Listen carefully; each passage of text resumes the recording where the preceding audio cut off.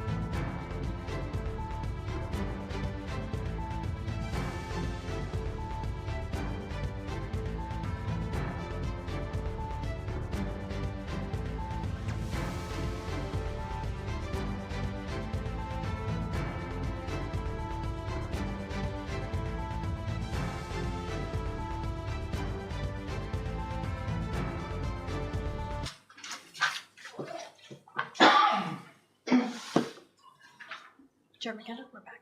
So we're back. Just to rise and thank you for we appreciate your patience. Rise and report in camera. We discussed a matter of litigation and provided direction to our legal counsel. So we're moving on to 9.1 interim tax bylaw. Sorry. Oh, yes. I forgot. Thank you. Councillor Robinson. Director McMahon, would you like to talk to us for? I would love to talk to you. Thank you. Good evening, Mr. Chair and members of council. This evening, I just wanted to give a quick director's report on winter operations for this winter season. As council is aware, our last storm that set in on Friday evening and went on through Saturday dumped about 30 centimeters of snow on the town of Smiths Falls. I live in Brockville. We got about a little less than half of that down that way. It was much milder, more rain than snow. But anywhere north of up through this area and through the Ottawa Valley experienced heavier snowfall than we did south. So we did issue a significant weather event statement on Saturday. That would have commenced on Friday, January 12th at approximately 11 p.m. is when we really started to experience heavier snowfall and high winds. And so that is in response to, that's a mechanism in minimum maintenance standards, the Ontario Regulation 239-02. There is a provision in there to declare a significant weather event. It puts all of the provisions of winter operations on hold, or we kind of stick a pin in that, as I like to say, until we can respond to the event and get things back to our normal levels of service. So on Monday, I reported to work as I always do, took a tour around town. The streets look pretty good, and that was the comments I was getting through the weekend, that the streets look not too bad. Sidewalks, however, are always the challenge, trying to get sidewalks opened up and cleared for safe passage by pedestrians. And that was primarily why we issued the significant weather event statement in the first place. We're still digging out sidewalks currently kind of as we speak. We did have operations staff in all weekend responding to the storm, and we do continue with the day and night shift as we've talked about before. That's a change in operations from what we've historically had in the past, in that we're not simply running a day shift and then everybody goes home and then we call them in on overtime. We split them up into two crews. So that seems to be fairly effective to date with those splitting the crews up into two shifts. But I'd like to note that we expect to have, as of this morning, all of the sidewalks cleared with our blowers probably by the end of Tuesday, Wednesday at the very latest. That might seem like a tremendous amount of time, but that's how long it takes. We have 3 sidewalk machines. Normally during the day and the evening, we run 2 with blowers, and the third one is there for cleanup operations with the plow. It takes a lot more time to blow snow than it does to push snow, especially with the amount that we've had over the course of the weekend. So with that, I do know that we experienced a lot of emails, phone calls, Facebook posts, other social media platform posts with relation to this last storm and the change in operations. So I'm more than happy to answer any questions that council may have. But I would like to reiterate what I'd mentioned before, that what we're doing operationally is no different than any other municipality in their winter control response. I would say that the way that we had done things in the past were atypical, albeit it would appear that it was effective. However, my concern was we were taking all the snow from the road and the sidewalk and we were depositing it in the front lawns, and in some cases, very, very close to properties on those streets that didn't have much right-of-way left in the boulevard area. So that was my concern. I was worried about property damage and liability for the town. So we shifted operations to be consistent with other municipalities. Okay, thank you. Any questions? Oh, Councillor McGuire. Thanks, Director McMunn. I'm wondering I know we're trying this as an experiment. What's the end of the experiment look like? How far through winter are we going to get, and what kind of things are we measuring right now to know if it's successful or not? Yeah, thank you, Councillor McGuire. Yeah, so my expectation is that we stay the course, we go through this winter, and then we reflect and do a bit of a postmortem at the end of this year to see how things worked out. How we measure, well, every storm is different, and I guess I wouldn't necessarily use resident feedback as a measurement for our success or failure, because it is new. Like I said, we are not doing anything different than anybody else. Most municipalities, if not all, gutter their snow, meaning they store it along the gutter line or the curb line. Do catch basin clearing when the need necessitates it. When we get into milder temperatures, they go around and open up catch basins for drainage, as opposed to storing all that snow in front yards. We will monitor, with the snow clearing that we're doing on sidewalks, trying to get caught up, we'll be shifting to snow removal operations in some of the residential areas that streets are starting to narrow. So that's a different operation. We've always done that historically in the past regardless, and I did advise council that the way that we're changing things for this year will necessitate and require more snow removal than we've ever experienced before. So when we get caught up, we'll be shifting over to snow removal operations and removing some of that snow from the curb line to get our road width back. But winter's not going to stop, I don't suspect, so we'll continue to get more snow. Follow up, Councilor Madera? Yeah, I think it's right now I'm not confident that we can make it to the end of the winter because just seeing in the last weekend of how things worked out, I think of the rainstorm last week, the sidewalk was plowed on my street, McEwen, but then all the rain collected and it froze, so it was like a skating rink up and down the sidewalk. After the snow operations on Saturday in around lunchtime afternoon, there's no sidewalks available on Elmsley Street, and people are walking in the street, and there's the spray of the slush. On my street, on McEwen, sometimes people are bypassing the red light, but if people are parked on the street's a lot narrower now. So not only are they having to walk on the car right away, but just with the slush and everything moving around, people are getting sprayed.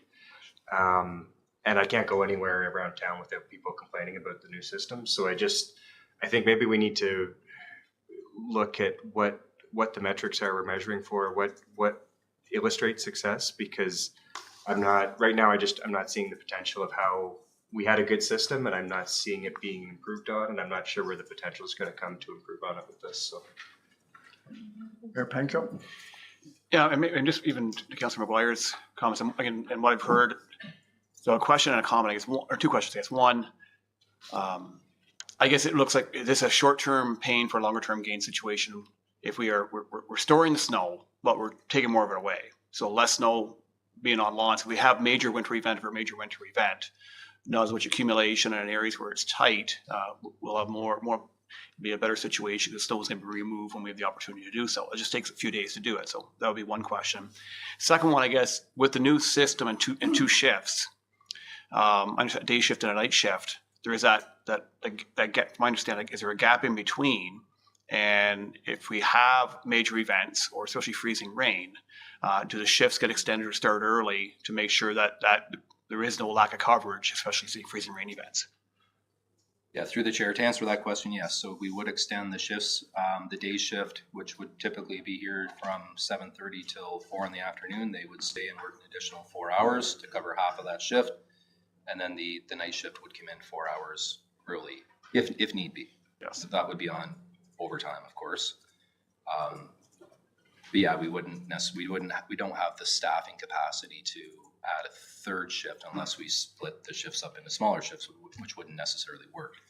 So we can only backfill that additional 8 hours for coverage from one crew, 4 hours from the other. And we would do the same through the weekend too, if and when required. So Okay. just to be clear, I mean, we have 11 operators in Public Works, and we've backfilled a couple of positions with some temporary operational staff for the winter, to kind of round out the numbers. So we have staff to go in all the pieces of equipment that we have, with our plows and our sidewalk plows. There was a second question then. Well, yeah, just regarding sort of that short-term pain for longer-term gain, the more so removal, I guess, of the new system. Yeah. So, Yeah, if it was around snow removal will be, those operations will take place at the discretion of operations staff. When they feel that things are getting too narrow, they'll go and start to remove some of that snow.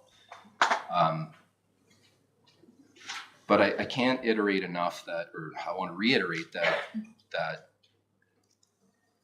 operationally there are some concerns and challenges with taking all of that snow and depositing it behind the sidewalk. And I would have to comment that, the conditions that we had where it turned from mild to cold, I don't believe that anything would have changed under the circumstances of that weather with what we're experiencing right now with ice underneath snow. The one thing that we did recognize when we were trying to get the snow cleared from those milder temperatures was to plow the snow, and it was too heavy. And then again, live and learn. We switched over to operations where we outfitted the sidewalk plows with blowers and blew the snow. And again, that's a slower process. If anybody's been out and around and seen those operations taking place, it's not a fast process. It takes a lot more time. So I would like to continue with operations the way that we have them. Emphasize to the residents of Smith Falls to give us some time to adjust and give us the benefit of allowing us to get out there and clear snow, remove snow, open up sidewalks, with the expectation that for events like this, we're likely to issue significant weather event statements as well under minimum maintenance standards to buy us some time. Okay, Yeah. I've got two more questions and then we'll wrap this up. Councillor. Thank you. Thank you, Paul, for coming this evening and giving us this report. And it's not really, I don't have a question. What I have is a statement. If we don't look at new techniques, we never know whether they're going to work. And it's going to take a little while to get it figured out. But I know that our staff are qualified enough to understand if something isn't working, they'll do their very best to figure it out and get it to work. But your point that you were saying about all the snow being piled on people's lawns, and it just clicked in my head that I do know someone lives fairly close to where I am, and that's a big concern of his all the time, is to keep the snow away from his lawn because his basement floods if he gets too much there. So there could be all kinds of issues that could happen. So what you're doing is you're looking at a new technique, which is great. Just like a few years ago, we looked at a new technique of using trucks and plows and not using the grader as much. So if we don't try, we never know if we can make it better. And that's, to me, is what's happening here. You're trying a new technique, and I thank you for that. Okay, Councillor Miller. Thank you. Just quickly, thanks for trying the new technique. I'm sorry you got this kind of a week to do it. And please thank your operators because I know they've been working around the clock. I just wanted to make a quick point that this is one of those instances where I would like us to not be like our surrounding communities. I've worked in one of those communities, and to me that was not the standard that Smith Falls has always had. And so I'd love the chance for us to review this again in 30 days and just get an update from you on how it's working, if you don't mind. Okay, thank you very much, Director McMahon, and Thank you. thanks to all your staff. Okay. 9.1, the interim tax bylaw, Mr. Dickey. Please. Good evening. Good evening. Through you, Mr. Chair, just to present the bylaw for imposing an interim tax levy. So this is a bylaw is required to be passed by council to enable staff to send an interim bill while we're waiting for the final budget to be finished and the final tax rate set later in the year. And for June, we'll issue a final bill. And each interim bills are billed out in two equal billings for end of February and end of April. So yeah, so just this is an annual event. A bylaw is required for us to do these. So just willing to take any questions if there are any. Councillor Brennan. You're on mute, Councillor Brennan.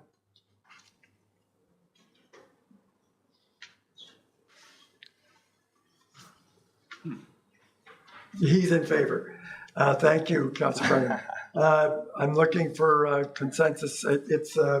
Yes, council agrees with this, and it'll come forward at the next town council meeting, which will follow this evening. Thank you very much. Don't go far. Temporary borrowing bylaw, Mr. Dickey, back to you. Okay, thank you, through the chair. Again, an annual bylaw that councils typically pass to kind of set up the authority for the town to borrow money to fund short-term operations during the year if needed. Typically, it's not needed. Right now, the town's in a pretty good cash position, so it likely won't be needed, but typically it's not hard to set it up, and that way it's available. So if something does happen, it's just set up there if we need it. So I'm willing to take any questions as well. I'm seeking, again, standard annual business. Council committee agrees with this, and it'll come forward at tonight's council meeting. Thank you very much. Thank you. 9.3, Chief Cheeseborough, we're going to talk about the NG 911 Round 2 grant. Thank you, Mr. Chair. As you've probably reviewed this report, it is very similar to the Round 1 report. Tonight, I'm seeking Council's approval to execute a transfer payment agreement to accept the second round of Next Generation Grant transitional funding from the province of Ontario. The majority of the second round funding is for the installation of a complete backup dispatch system located at the wastewater facility, along with executing a 5-year agreement with Owen Sound to host that backup facility. As in round 1, we had proposed in the money we received in round 1 funding, $560,000, was for the initial setup for the dispatch center to enter in for Owen Sound to host it. Unfortunately, we didn't foresee that with the approval from the province of Ontario for the round 2 funding, that we would have to enter into a second agreement, both for the transfer payment and with Owen Sound to host the backup location. So the report tonight directly is related to the backup location. The second round grant funding that we received was in the amount of $448,149, and that was funded in support of our eligible expenses as noted in our agreement. The ministry is providing the funding in the 23-24 fiscal year to support the transition to Next Generation 911. These requirements are federally mandated timeline that we must be switched over into the transition by March 4th of 2025. To secure the funding and allow time for the transfer payment agreement approvals, the ministry requests that a signed copy of letter of intent to be submitted no later than January 26th. And it's important to note the amount of grant funding application in Smith Falls must be spent by March 31st, 2024. Identical to round 1, our timelines are extremely short with the process in the application, then with the quick approvals, and then the expenditures to be totally spent by March of each year. We have a reporting period of June, again this year. Last year they extended it to July, but they're holding firm on June.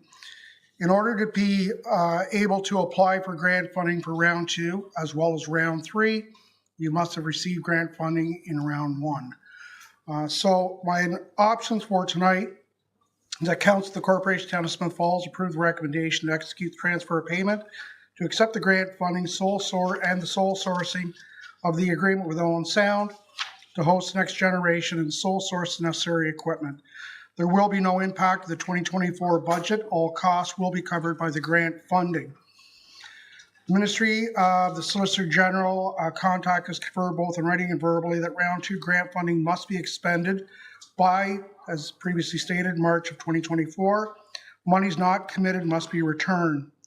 The only practical way of meeting this criteria is to sole source for capital purchases, the equipment, operating expenses, and services to be delivered in the future.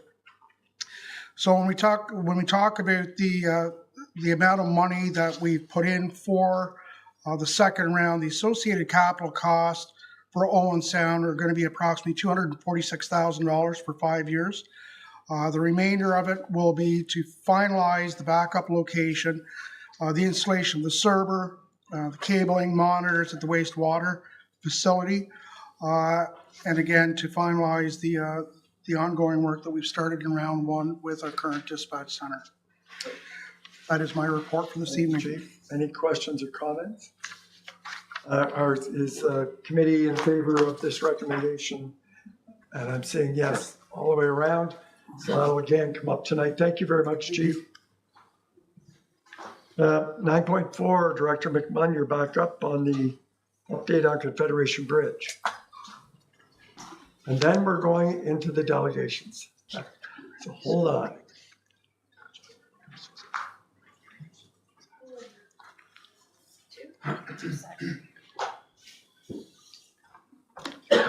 Thank you, Mr. Chair. I just requested our clerk if she could bring up the attachment for my report just for the folks in the audience. So the report I have in front of you this evening is there's no action that I'm looking from council on this report. It's just for information purposes.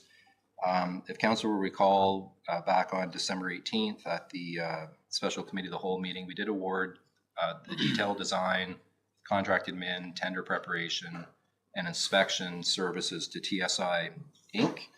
TSI Inc. has been working diligently in the background on the detailed design for the abutments, as well as some of the other elements for the structure. However, council did have an interest in our last meeting on December 18th when we awarded to reconvene the working group to have a discussion about council's wishes for this project and to make sure that council had the finger on the pulse in terms of what was going on through this process. So with that, we did. I did send out a meeting invite to Your Worship, the Mayor, Councillor McGuire, Councillor Quinn, and we met on. We met shortly thereafter, following that meeting. Yeah, it was the first week back from the holidays. We met downstairs here at Town Hall. TSI were in attendance, and when I set the meeting up, TSI had worked on a bit of a presentation for the group, for the working group, to perhaps maybe consider some different options for the bridge crossing. It'll still be a similar style to what we had previously selected in that it'll be somewhat of a bowstring bridge. But I guess the most important thing to note that is if we were to make any changes to the structure at this point, we do know that it's going to be a pedestrian bridge and it's going to be a single span crossing, meaning it's going to go from abutment to abutment and we're not going to use the center pier. That effectively is what came out of the municipal Class EA that McIntosh Perry worked. It was council's discretion at the time to select their preferred alternative, being the bowstring bridge painted black with a concrete deck. That is subject to change at council's discretion. So TSI had taken, they had been watching the meetings from council on YouTube and on Facebook following the meetings, and that's what they deduced from council's comments, that perhaps maybe we would want something a little more robust or a little more appealing or a little bit more heritage-like for the community and to generate a real focal point for tourism and the residents within the town of Smiths Falls. So at that meeting, they did, how do I scroll with this, Gary? We'll just use the arrows. Okay. Maybe not. Where would you like to go, Paul? What way is down? I can do it, maybe. Yeah, so just give me 2 seconds. I just want to get down to some of the, so this would be kind of similar, if everybody can see that on the screen, similar to what we're looking at for the Confederation Bridge driving. Take into account that this will not be a vehicular crossing. It'll be a pedestrian crossing. That's a structure in Guelph, Ontario. This would be more representative of what we'd be looking for based on council's endorsement at a previous meeting. So that's kind of what we had drilled down on, something like what you see on the screen. These are some of the different options that TSI wanted to present to the town. I'll just scroll through them quick for people in the audience's interest if they haven't already seen this online. That's a rendering. That's a bridge in Toronto. Very elaborate.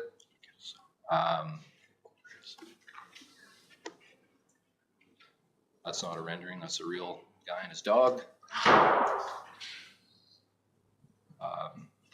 That's a bridge that's interesting. But I want to get down to some of these wooden structures. You know, glue lamb beams.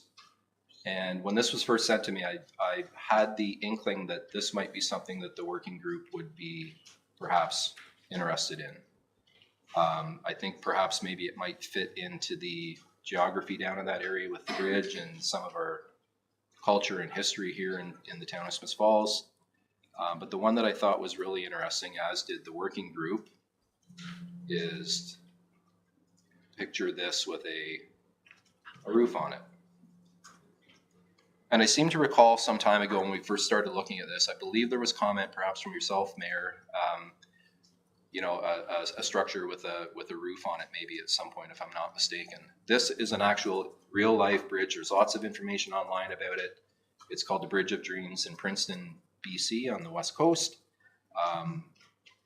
Has won a number of awards, lots of accolades for the structure, and it has created a very much a tourist destination, not only for the beautiful surrounding area, but for people to come and see the bridge in and itself.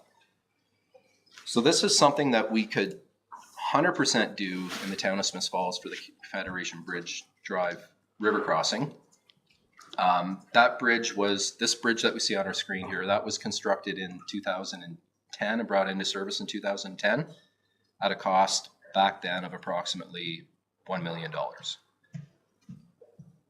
What that number looks like in today's dollars with inflation, I'm not quite sure. Perhaps it's double that. But the point is, we have about $1.2 million left in the budget to facilitate the construction of our new bridge, inclusive of abutments and inclusive of approaches. But perhaps there might be some interest in taking a step back, considering something of this nature or not. But I wanted to make sure that, we presented it to the working group, TSI, myself, that it was brought to this forum for consideration. Again, I'm not looking for any decisions tonight, but if there's any decisions out of this evening, what I would like to understand and know is if we want to step back, take a breath, possibly consider something like this. If that's the case, then it's not going to affect the design that much for the abutments. We can still continue with that, but we'll have to engage TSI, our consultant, a little bit differently. We'd likely have to bring a couple of different sub-consultants on board to help with the design of something like this. And of course, it would change the tender specs as well. Who in the area can do something like this? But there's a great opportunity, and I think the bridge that the council had previously endorsed was, certainly going to be effective for getting people from one side of the river to the other. It doesn't necessarily provide, I don't think, all the elements that council were suggesting they wanted at the start. But at the time, it was kind of the best that we thought that we had. This particular structure, you can't see it in these photos, but I did send some subsequent emails out to council, and hopefully everybody had a chance to look at the lookout feature that was incorporated into the bridge. And the lookout feature would be about mid-span, right about where the center pier is on this structure. That would necessitate us using our center pier. So that would change the timing for the scope of work for installation, because the center pier we would have to do under low water conditions, because it would be in water work, and we'd need permits from Parks Canada and Department of Fisheries and Oceans outside of any spawning or times that fish are in the river. So all that to say, it will affect the timing if we're going to deviate from what we've previously done. And with that, through the chair, I'll stop talking. Thank you. Mayor Panka. Yeah, thanks, Director McMahon. And I guess as a member of the working group, our initial meetings early on, going back to last year, I think we had a collective vision of something that would be more of an experience, something that would be potentially an attraction to our community, and something that would be a place to enjoy the water. And we talked about having a lookout potentially, or a wider bridge, something that would enhance the opportunity for the community and visitors to enjoy. And when we settled on the bowstring bridge that you initially showed, I think we settled. I don't think it was something we were thrilled about. It was a method of getting from one side to the other. The obstructions of the the barriers were a concern. There wasn't really a lookout, but I think we saved it, resettled. When we had the opportunity to meet a couple of weeks ago and review the other options with TSI, I think there was some pretty strong support from the three of us, and feel free, obviously, you're going to speak up, that what we see here gives us an opportunity to do something different and to create a landmark, create an experience. And if this bridge is going to be in our community for the next 100 years, probably, the fact that the bridge was decommissioned almost 9 years ago now, if it takes a little bit longer to get it right, I would prefer we take a little bit longer, get it right, and create something that we know will stand the test of time and will be more than just a river crossing. So I'd like to explore it further. Obviously, costing is a consideration, but we also know that there are some potential grant opportunities out there. One which is unique to wooden structures, so that's something we need to sort of flush out further, consider further. But I would like to advance the discussion on this. Okay, thank you. Councillor McGuire? Thanks, Mr. Chair, and thanks, Director McMahon. I really appreciated the meeting with the engineer consultants a couple weeks ago. I think the big thing that stood out for me is that they made it clear that the off-the-shelf prefabricated option, not only does it not meet the design criteria that council has endorsed in the past, it also it has a much shorter lifespan. So they were looking at 40 to 50 years. So even though it might be cheaper in the short term because we're not paying for the external costs like the pollution and the waste associated with the bridge, in 40 to 50 years we'd be having the exact same conversation and we wouldn't be meeting any of the design criteria in the meantime. I think it's really important that whatever design we choose can be rehabilitated in something that can last for 100, 200, however many years it needs to last, and can be maintained so that we purchase a sustainable asset and not just a disposable asset. Thank you. Councillor Quinn? Thank you. I have been the one that's, I really wasn't the kind of bridge I wanted. I thought I needed a vehicle bridge, but anyways, that didn't go through. But when we met with this company and saw what could be available to us, it was like, wow, that's what we need, is the wow factor, so that it's sitting down there in what will become a beautiful park area, what will become a fantastic feature and a draw, and sitting right on the Rideau waterway system. And something like that, well, my eyes just got huge when I saw that. I thought, wow, this is excellent. So definitely I am on for, let's explore this. Let's see what the cost is. Let's see what it takes to maintain it. I think something like this is what we really need here in Smith Falls, that wow factor. Thank you. Councillor Miller? Thank you. And thank you, Director McMunn, for your patience with us. We really want to do this right. And this is the first design I've seen that makes me feel like we could really do this in a memorable way. And the wood would go so nicely with the stone. I'm not a designer, but it makes sense to me a lot more than the black steel. And so I support getting some more information on this design. I've said this repeatedly. I am concerned about the delays. I'm really eager to get this going. And so hopefully we can keep that in mind, that this has been an eyesore in our community for a long, long time. And it would be nice to see some progress on this sooner rather than later. Anyone else? Anyone else? Councillor Brannan? No. Go Hi, can you hear me? Yes, thank you. Can you hear me? Yes, Okay, good. thanks. What is it? 8, 9 years it's been out of commission. So it's a nice design. I like my colleague Councillor Quinn. Would have preferred a different design, i.e., vehicles. However, what I don't want to see is a double price and another 5 years or something. We need to get this done PDQ well before the end of this term. Thank you. No, I've got. No comment? Yeah, I do. Okay, Councillor Robinson. Go ahead. Thank you. I love the design. I absolutely love it. My biggest concern, grant funding or not, it's made of wood, and wood and the weather don't get along.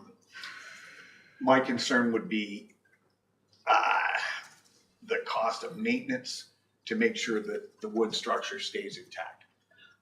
And how often do you have to replace portions of it? That's my biggest concern, but I love the design. It's nice. I don't mind investigating it further, but cost is a factor. I mean, we've got a new water tower we have to put in and stuff, so we have to be very cognizant of that. So I guess I'm kind of in line with Councillor Miller and Councillor Brennan. I don't want this to continue for an extended period of time. I'd like to see it happen as quickly as possible, but I'm open to investigating it. Okay, thank you. So the consensus I'm hearing is that there's a lot of interest in a different design, such like you've presented, but we don't want to waste any time. It will take time.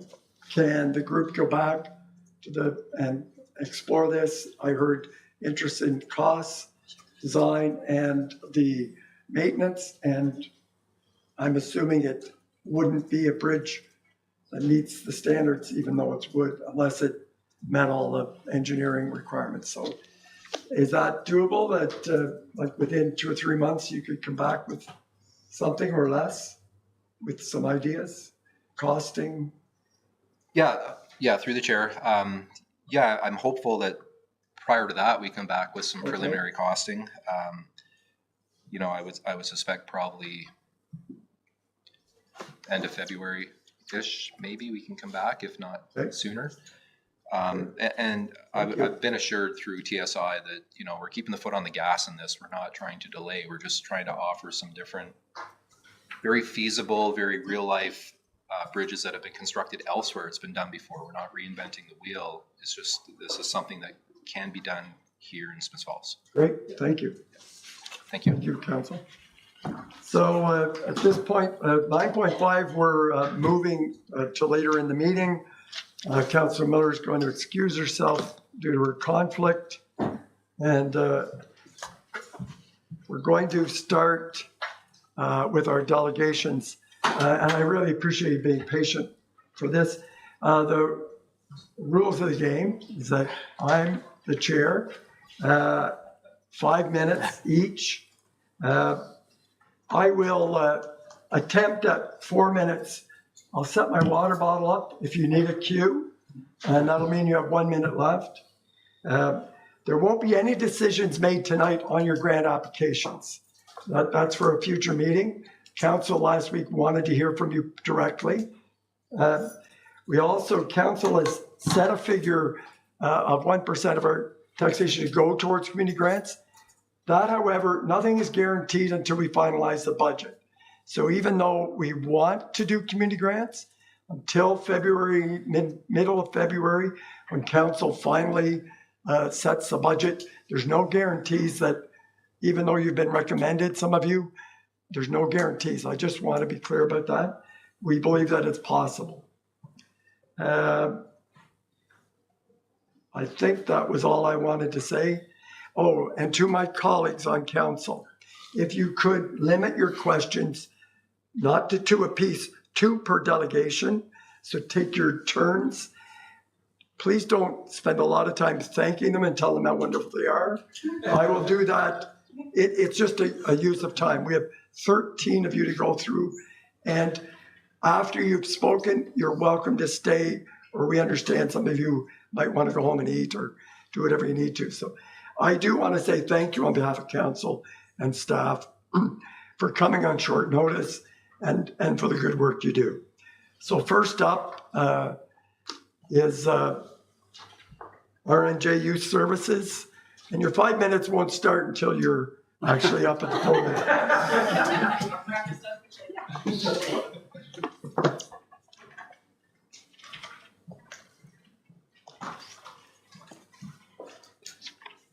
Just use the arrows there.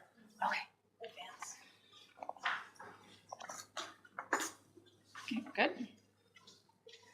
Okay, so my name is Rachel Burns and I'm the Executive Director at R&J Youth Services. And for those of you who do not know what R&J Youth Services is, we provide a variety of programs and services across the counties of Lanark, Leeds and Granville and the town of Smiths Falls.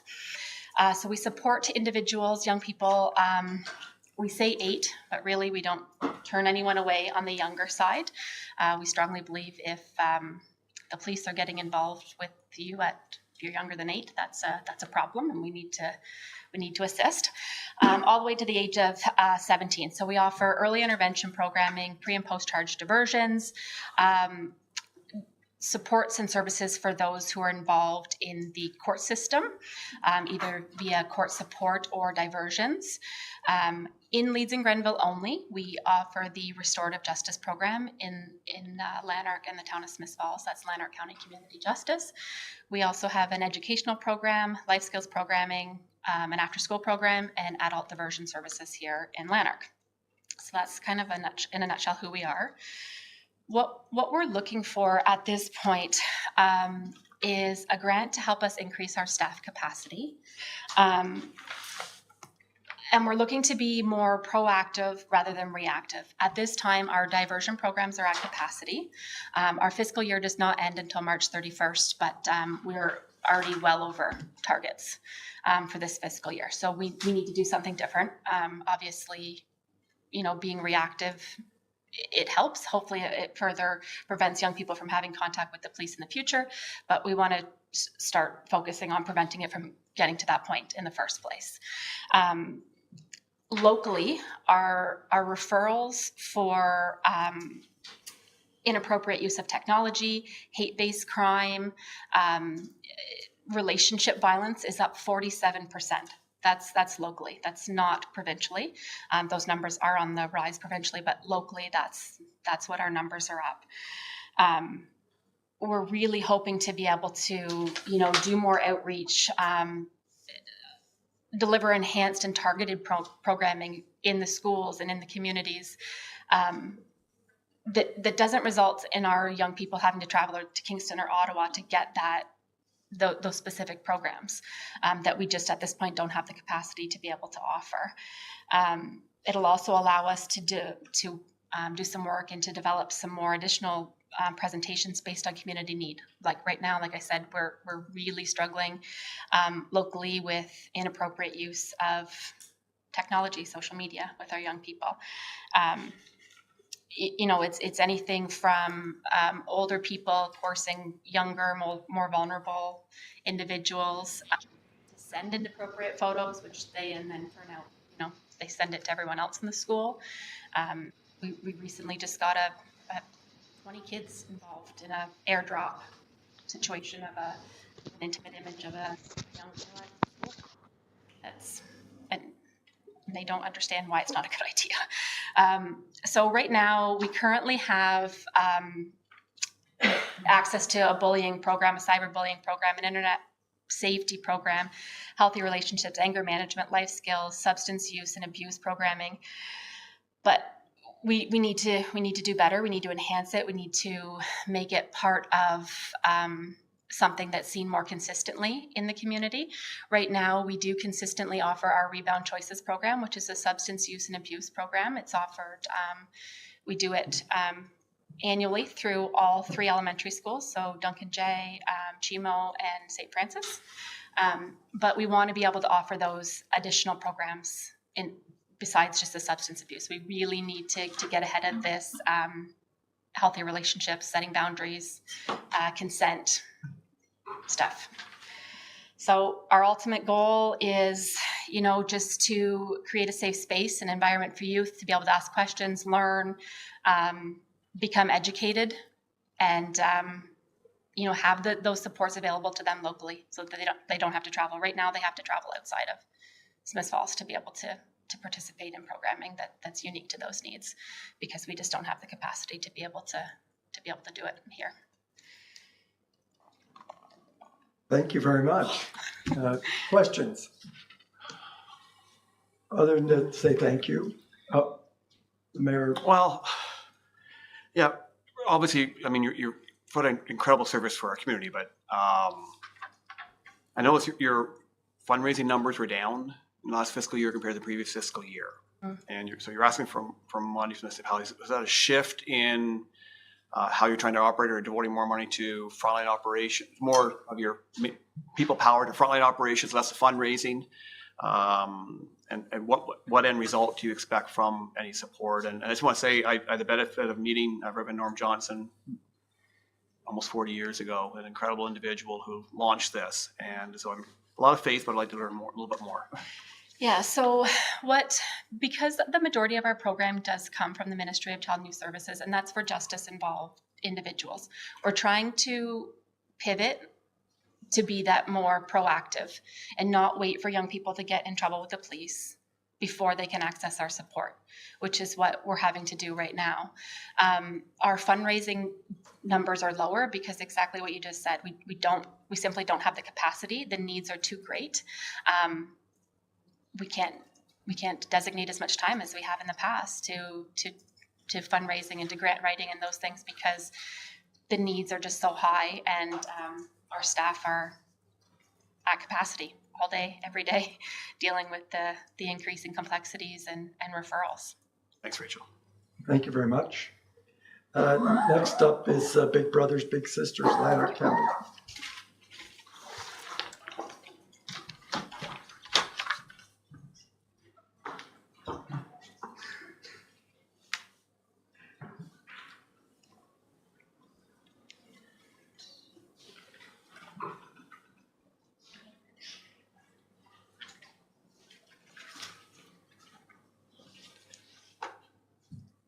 Excuse me if it seems like I'm reading from my notes. I'm just trying to do it for time effectiveness.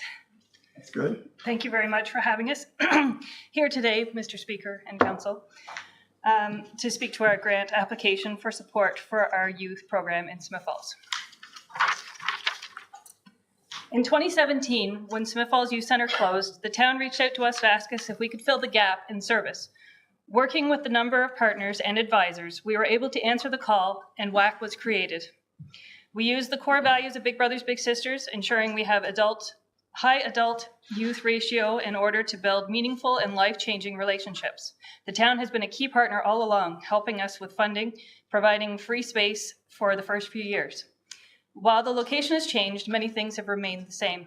The center focuses on power of mentoring, providing healthy, nutritious food, engaging youth in structured and unstructured activities that allow them to grow and develop core skills.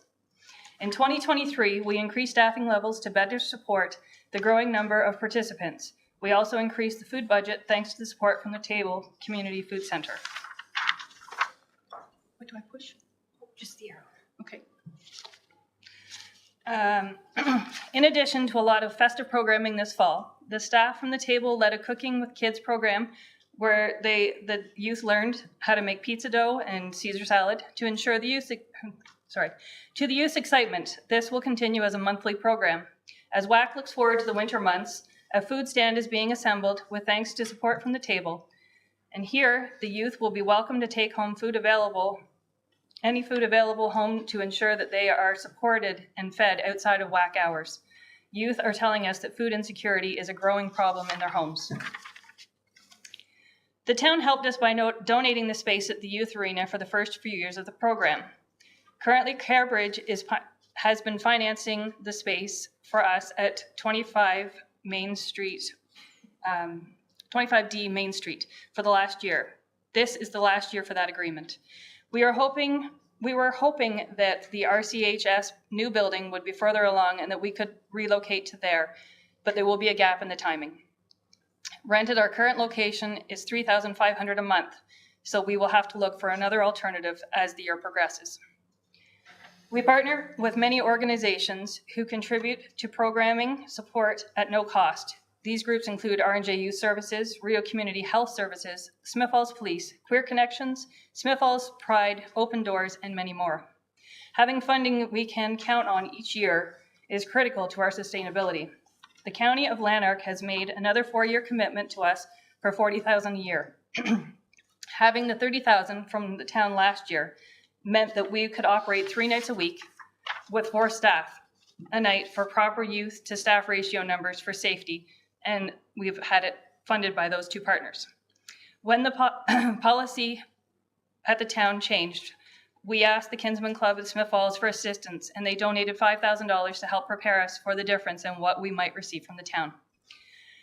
Should we receive the committee's current recommended amount, we would have to look at reducing staff hours or program hours, which directly impacts the families of our community, or we will have to find the difference through additional fundraising efforts, and we'll have to consider in what the future will hold, as paying rent is now imminent. While we have reserves in our agency, it is the same reason that the town has reserves. We plan for a rainy day as we have 13 employees and we own our own building. So should one of our fundraisers fail, we have the reserves to help us get through to the next one. We do not run WAC with the WAC program with surplus. According to the Boston Consultant Group research study, for every dollar invested in Big Brothers Big Sisters mentoring program, $18 is returned to society through increased post-secondary graduation rates, better employment opportunities, and higher volunteer rates. Your support to our WAC is crucial to our ability to serve local youth. Other than contributions from you and the county, we do not receive any regular or sustainable government funding. Thank you for helping us with our local youth. I'd like to thank Councillor McKenna for inviting us to provide feedback about the applications process, and wouldn't mind sending that in an email following up to save time. Thank you very much. Very prompt. Any questions from council? Or committee, I should say. Seeing none, thank you very much. Appreciate your time and your great service. And Rural FASD Support Network, please and thank you. Welcome. Thank you very much.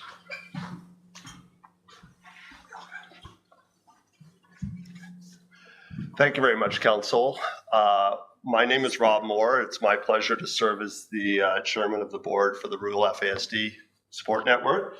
I also want to introduce you to Mark, who you'll notice is wearing his Marvel sweatshirt because we've determined at this point that his superpower seems to be being able to raise funds. He was the #1 fundraiser for the Perth Polar Bear Plunge, where he was able to raise almost $3,850. And can you share with these folks why you did this? I did it for my friends. Yeah. So let me tell you about his friends. So his friends consist of individuals who have been through foster care. They've been adopted by families now. They live in the county of Lanark and in the town of Smith Falls. They have experienced multiple traumatic events within their lifetimes. They are also living with multiple disabilities, which include intellectual disabilities, sensory disabilities, communication disabilities. On top of all of that, they are also not eligible for developmental services because developmental services only supports individuals with developmental delays, and those intellectual disabilities that people with FASD tend to have don't normally fall under that profile. And so this is why the Rural FASD Support Network came into existence. We consist entirely of families with living experience. I am the father of 3 children living with this disability as well. Right now, we are currently supporting 230 families in the counties of Lanark and Leeds Grenville alone. This consists of 600 individuals. Out of that, we were granted 2 years ago, we were successful in receiving an Ontario Trillium grant, which enabled us to hire a full-time staff member, a part-time staff member, and an office, which is located in Open Doors here in Smith Falls. All of our programming and activities take place in Calvary Bible Church here in Smith Falls. This past summer, we brought in over 110 individuals living with FASD from across Eastern Ontario to Lower Reach Park, where we had an event that was covered through both Ottawa media as well as county media. We are very much here, and we are very much part of your community, and it is very much our pleasure to have the opportunity to meet with you here today. What do we do? The main thing that we do is we provide system navigation. We had to look at where our resources lie. We had to look at what was doable, and what we determined was there are a lot of wonderful service organizations already in this area. You're going to meet a lot of them tonight. What we determined was there's no point duplicating services. We need to partner with those that are already providing the services and at the same time discover the gaps. 2 years ago, we partnered with Carleton University. We had an MSW student come in and do an environmental scan of the county. It was determined that right now, community engagement is the least accessible sector for people with disabilities right now. That means volunteer opportunities. That means recreational opportunities. That means being able to go to fairs and festivals and so on. This is why, I don't know if you saw the report, but this is why we were so excited to have Scott Reed walk with us, walk with him in your Santa Claus parade this past December. We don't get those invitations ever. And so to have him publicly say, not only in that event, but he has also just stated within the Canada Summer Jobs grant applications that the number one local priority that is going to be funded is for rural, nonprofit, social service organizations that focus on people with disabilities and seniors. How do we serve seniors? Did you know that the fastest growing family unit in the past decade, which has quadrupled, is grandparents raising grandchildren? We have 42 families within our organization right now that fit in that profile. I thank you for your attention. I thank you for the opportunity to present to you tonight. Thank you both, and congratulations on the polar bear dip. Questions from my colleagues?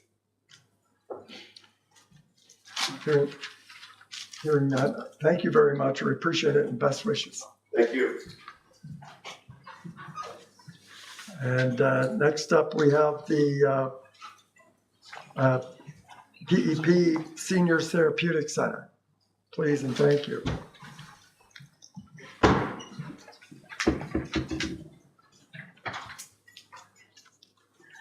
Good evening, ladies and gentlemen of the Town Council. My name is Suzanne, and I'm the Executive Director and co-founder of PEP. PEP was Perth Enrichment Program for Older Adults, and I'll just share a little bit with you about the program. I stand before you today to shed light on the invaluable work carried out by PEP Seniors Therapeutic Center, a beacon of support in this community for the past 5 years. Over the years, we've proudly delivered preventative care, witnessing over 700 visits in 2023 alone, and our impact extends beyond numbers. It's embedded in the stories of those that we serve. For those of you who don't know, PEP Seniors Therapeutic Center was established in 2013 by myself and a local physician who were new to the area and quickly noted the large population of seniors. We applied for a grant to begin a program that provides respite for caregivers and gives seniors the ability to live healthier and longer in their own lives.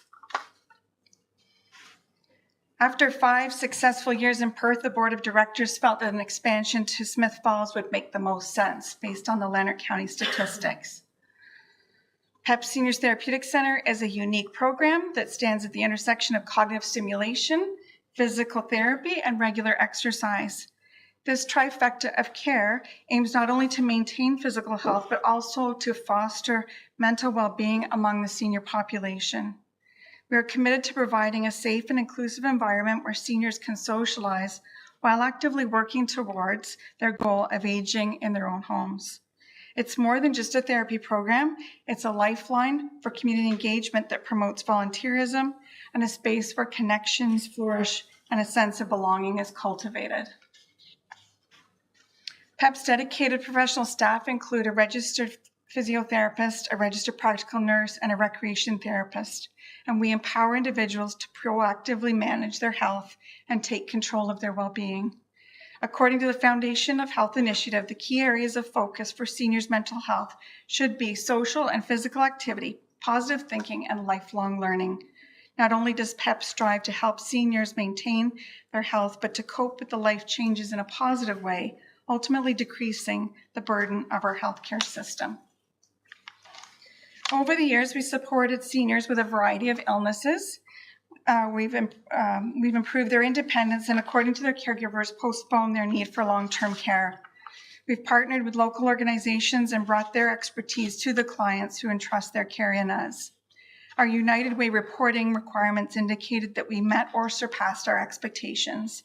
Our clients had an improved sense of well-being, an improved ability to live independently, improved awareness of the community at social and health resources that were available, and decreased feelings of loneliness and isolation. And when surveying the caregivers, they also reported they had reduced feelings of isolation and stress, and they felt more valued and respected. As you deliberate on the distribution of funds for community programs, we implore you to recognize the impact that our centers had on the lives of seniors and their caregivers for the last 5 years in Smith Falls.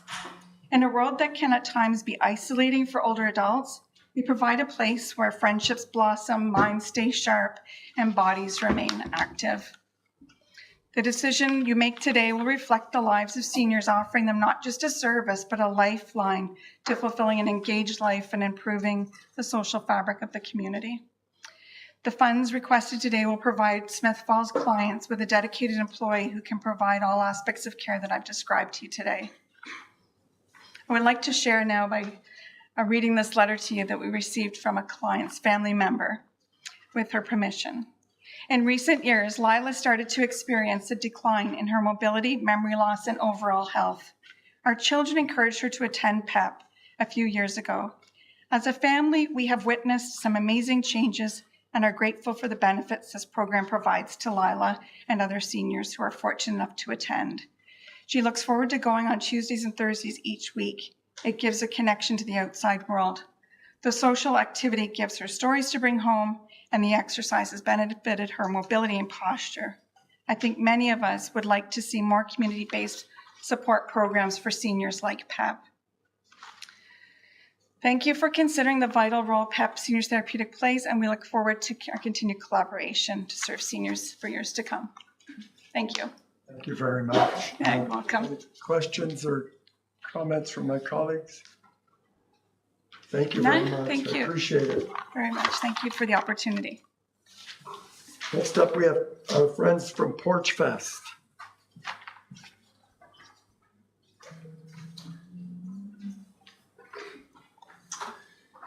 Hi guys, thanks for hearing me out. I'm Pat Maloney. I walked from a block away my house here in this neighborhood on the screen here, just northwest downtown Smith Falls. So I'm going to tell you all about Porch Fest. So I'm basically just going to read from this here. So it's an annual curated music festival held in northwest borough of downtown Smith Falls. There's Porch Festivals held in countless towns and cities across the country. The DIY nature of the Porch Fest concept makes it the format easy to start up, basically where musicians perform on local residents' porches. I want ours to be bigger and better than your average Porch Fest. We don't just hire local musicians, although we do have a wealth of local talent, and the lineup has been about 50% local each year. But we hire professional and original recording artists on tour. Smith Falls Porch Fest also delivers a program and a map, which is designed by a local artist, and the map shows attendees who are performing when and where, so on what porch at what time. Some Porch Fests are more of a free-for-all, so whereas my format makes sure that the entire crowd moves from porch to porch together and no artist is left without an audience. So over the years, I aim to transform Smith Falls Porch Fest into a full-blown music festival, drawing thousands of visitors from across the region. With decades of experience in event management and live music, I intend to curate a world-class lineup of artists for Porch Fest 2024. The Smith Falls Community Grant, along with local fundraising efforts, will propel the budget into something workable so that Porch Fest can grow again this year. So just some history. At Porch Fest 2022, I kept things simple. I solicited a few neighborhood porches and offered short time slots to local and touring artists. Porch hosts and residents kept an eye on the streets, and I informed my pals with Smith Falls Police just to give them a heads up of what was going on. And I advertised through social media and word of mouth and we drew a few hundred spectators. At Porch Fest last year, 2023, I formalized the event. I was approved as a major event with the town of Smiths Falls and officially had the streets closed.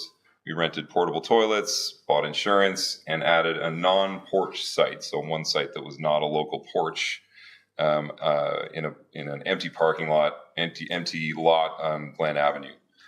We did some fundraising and commissioned a local artist to build a stage backdrop, which we called the Technicolor Dream Porch. And once again, I advertised via social media and word of mouth, and this time we drew about 700 spectators throughout the day.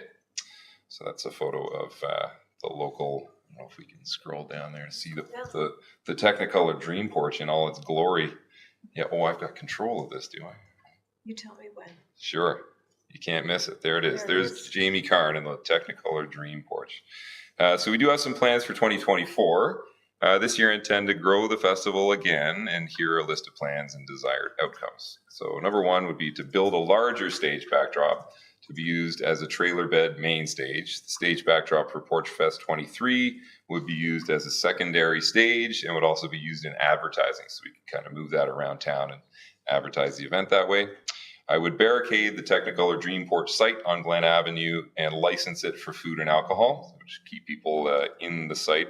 We found that we lost a few audience members throughout the day as the day grew on. I would add art installations along the Porch Fest route and assemble a team with specific roles, including artistic director, fundraising director, production manager, marketing director, and volunteer coordinator. Those people have all been tapped and they're ready to rock. I would draw attention to Smiths Falls as a vibrant destination for visitors, which is the biggie. That's what I really intend to do with this, and develop and reinforce relevant arts and culture in our community, which I think we're at a bit of a lack of, which would be nice to see. Number 7 would be to offer 30 or more volunteer opportunities for high schoolers, seniors, and otherwise. Please consider my application. That's it. Thank you so much. Thank you, Pat. Turning again to my colleagues, Mayor Panko. Just one quick question, Pat. What's the admission fee? It's a free event, so the funding would be so that we can keep it that way.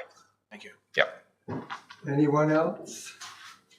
Great work. Thank you very much. Thank you so much. Appreciate it. And next up, we have the Downtown BIA. Welcome.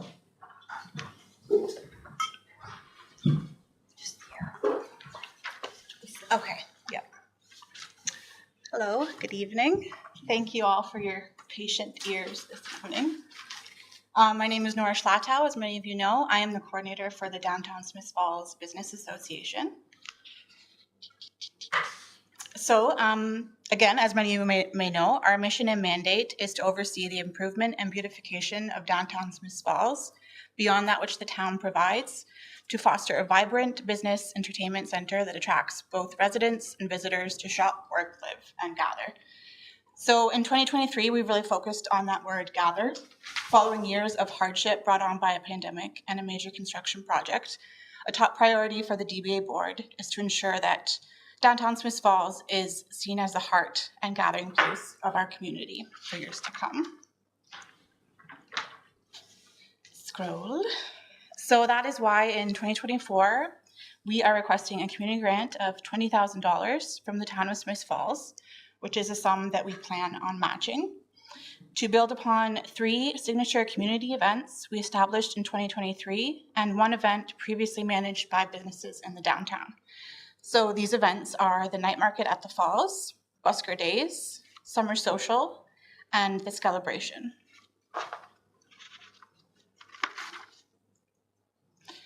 So how will our funds be used? So I can really summarize this by saying that our main goal in 2023 was to establish these events, to give them a name, an audience, and a purpose.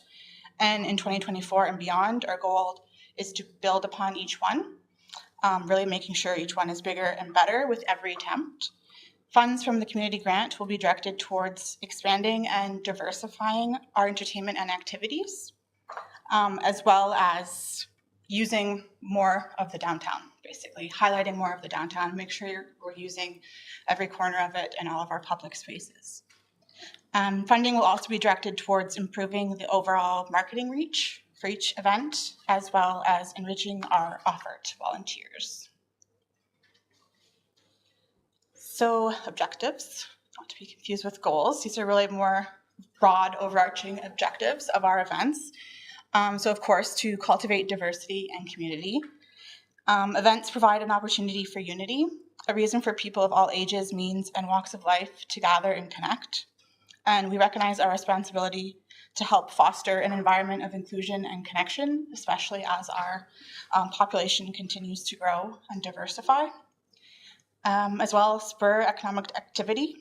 So it does remain clear to our mission to support our members as they continue to rebuild post-pandemic. And through community events, we're able to effectively market our downtown as a whole, and the effects of which trickle down to each of our individual businesses. Objectives: support local vibrancy and attract visitors. Events promote our community. They reflect our local identity and culture, presenting a vibrant community to potential newcomers and supporting the overall image of Smiths Falls as a desirable destination to visit and live in. And the last one, increase community involvement by providing volunteer opportunities. Events provide volunteer opportunities. And in 2023, we engage with residents of all ages and abilities. In 2024, we plan on building a more robust volunteer offer to ensure our volunteers feel appreciated and truly enjoy getting involved. So I've provided a 2023 budget report with some notes on how we intend on allocating our 2024 grant. And this is really to give you a review with how we tend to allot the funds, but also just a general review of our budget, where that money goes. We haven't voted on our 2024 budget as of yet, but this is really an overall view of our responsibilities. 4 minutes, okay. And you can kind of see with this how our budget is stretched very quickly. The cost to maintain a full-time employee, as well as fulfill a very robust mandate. So in closing, while we aspire to fully embrace our mandate and recognize the significance of administering successful events to our mission, we also aspire to effectively manage DBA funds. A community grant from the town of Smiths Falls will provide us a direct boost towards our effort to stimulate and advance the downtown business community, as well as nurture a happy and healthy population. Thank you. Thank you very much, Nora. Comments or questions from anyone? I have one. It was more on those 4 events that you started with, linked directly to this grant application, I think. Yeah. How would you work with the Chamber of Commerce and our own tourism department in the town to run something like that? Well, we generally, we try to collaborate as much as possible. It sort of depends on what everybody's doing at that time. For example, with our night market, I know the Chamber does the Rib Fest at the same time. So there's sometimes, depending on what each department is doing. We also do lean on the town in terms of they help us market. They also provide us with in-kind support for our events. So that's the general, general collaboration there. And our second question for you comes from Councillor McGuire. Thanks, Nora. I'm wondering what the attendance was like for each event in 2023. Well, we didn't take numbers. I need to get rid of those clickers or count people. But I know for the night market, the downtown was packed. I think during the entirety of the event, I could probably say 500 attendees during the event. Beckwith Street was full of people, even though the event was on Main Street, so it did feel well attended, as well as the summer social. It was very well attended throughout the day. We also partnered with the Arts and Culture Council for the summer social, so we had art throughout the downtown, and that really circulated people throughout the downtown the whole day. Busker Fest, that's more of an activation. I wouldn't say that it necessarily brought visitors, but it more enhanced the visitor experience for people that were there with live music and performances. And the celebration, I believe there was 500 children that day for the celebration. Thank you very much. Appreciate it, Nora. We're halfway there, folks. It's fun. It's fun. The Railway Museum of Eastern Ontario, welcome.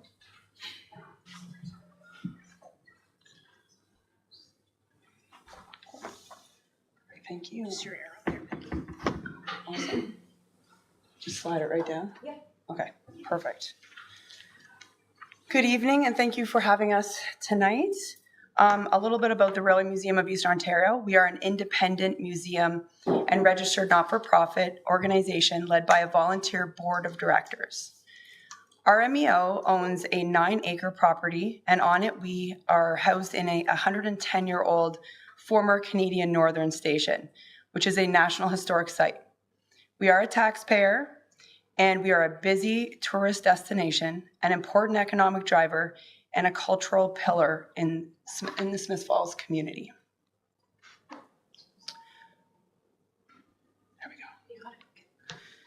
So the town of Smith Falls recognizes the valuable contributions made by community organizations, volunteer groups, and individuals to improve the well-being of the community, the quality of life for its residents, and to drive tourism and economic growth.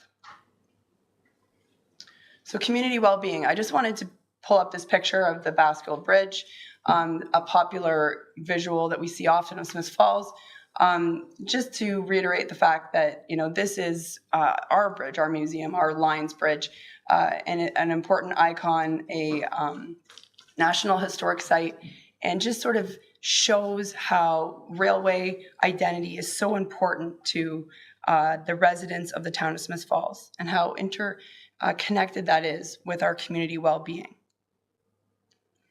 When CP and CN made the decision to establish themselves here in Smith Falls, populations grew, industry developed, buildings were erected, and our community thrived. We are a railway town. I just wanted to show, these are SFDCI prom photos from this year that took place at the museum. This was a day where we welcomed hundreds of people, families of local community members. It was free. We just welcomed them in to take photos that day. We also, of course, being a museum, work with schools, local schools all the time. This is a grade 7 class, 7-8 class from Duncan J, and they made a presentation for us with some work that they did. We also have had numerous schools throughout the year, but we do a lot of free things as well with our local schools because sometimes it's just challenging for them. But we really work within the local community, and the feedback that we get constantly is just how much we mean to our local community. Quality of life. So this is John. You may have met John if you've been to the museum. He's one of our longtime board members and a very important person to the museum. One of the things that we do really, really well at the museum is we have volunteers that have been there for a really long time. We are really kind of, in my opinion, a gold standard of volunteerism and volunteer management. We have more than 50 volunteers that are there very regularly, give between 10 and some 40 plus hours a week.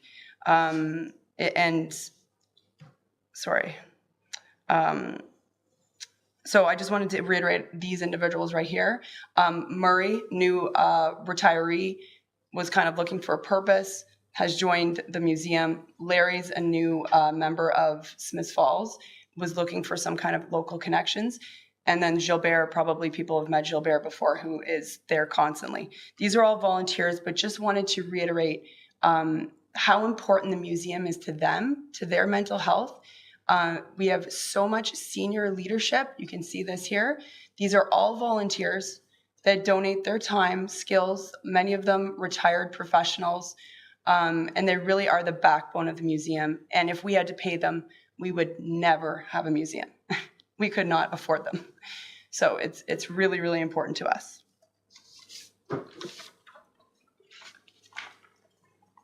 So driving tourism and economic growth. This is really our wheelhouse here. I'm going to jump ahead here to some of our stats. So we have 19 plus event days at the museum. You may know because we get lines of traffic blocking and horns honking and things like that. But we have some very important events that happen here in Smith Falls. And together with all that we do, we welcome more than 15,000 visitors to Smith Falls this year. We also have other events that are not just about numbers, such as our afternoon tea in the dining car, which is a sold out event, something we're really proud of, but it's almost impossible to get into, and we have long waiting lists for that. Our Airbnb is very busy and popular. And what I wanted, there's one of our event photos there. I'm just going to fly through the event photos here, guys, because I'm sure you've seen them lots before. And this is a media presence that we have that, I just really want to reiterate how important we are to Smith Falls, because we are so marketable to those individuals that come to social media influencers or media in general. Airbnb, we received some funding from the federal government to improve this. All of that money flowed through the museum. Not $1 went to staff or anything like that. It all went into improving our cars and our programming. With this, we have had amazing reviews. We welcomed more than 500 guests from all over the world, as you can see. Our most popular guest was from Toronto. So we were able to increase that by 62% with that investment, and that just goes to show what we can do with the museum. So I just wanted to reiterate, from last year, we received $26,000. We were able to bring into Town of Smith Falls $2.7 million, and that's really huge for us. Thank you. That's really everything. Thank you so much. Thank you, Becky. Questions or comments from anyone? Go ahead, Mayor Panko. Thanks, Becky. Obviously, Ermio was a real success story, and I know it's up to the volunteers who've done such an incredible job. And a number of years ago, when things were more challenging, I know there was a new strategic plan, and Tony, members of the board and staff came to the council at the time, looking for, I think it was 4 or 5 years of support on the hope that you would be sustainable after that. And I think in many ways, looking at your financials, you've achieved that, and you've created great success for yourselves. But at the same time, I fully respect the value that you bring to the community. And so I guess you'd emailed out a little while ago based on the recommendation from staff. And just maybe a brief opportunity just to, 26,000 last year, the recommendation this year is quite a bit smaller, obviously. Things have changed a little bit from our criteria, and just an opportunity to say, is there anything that's this specific ask is directed to that helps justify a bigger investment, I guess? Absolutely. So what I would reiterate is that, Mayor Panko, I'm sure you remember from last year, we didn't receive our Canada Summer Jobs funding. So for us, when that happened, I did not know if we would be able to bridge that. We scathed by with the funding that came from the Town of Smith Falls. So I would just mention that right now I am not working by pay. I take this month off, but I'm here. So we do things like that to bridge that gap, to just alleviate the vulnerabilities. We have huge costs, as you can see, the photo right now. We have a heritage building. We have, I couldn't even list the 40 plus artifacts we have that are rail cars. We have to keep those things from decaying. Our costs, we pay over $20,000 in insurance and taxes. So our costs are very high. The minute we don't get something like summer student funding, we're not sure if we can open the doors. We can't run at a deficit, or our door, we would be closed. So that's really important to know. We're always vulnerable. We have to have a small surplus. We don't technically run with a surplus, but we have to be profitable or our doors are closed. Yeah. Thank you. Thank you. Anyone else? Councillor Quinn? Thank you. Thank you, Becky, for making the presentation. And I guess what people need to understand and realize is we have two very successful museums in this town, and they both need to be supported. With the Railway Museum, one of the issues that you have is a very old building that needs a lot of work put into it.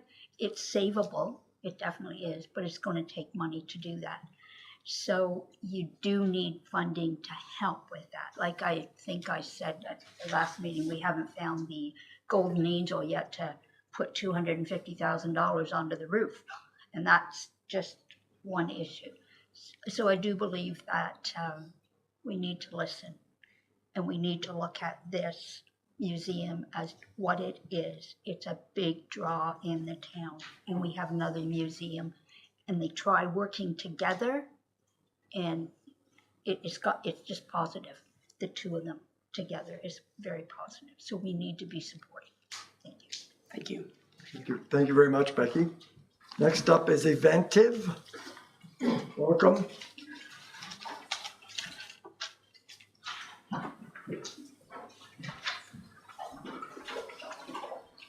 Hi, good evening. Hi.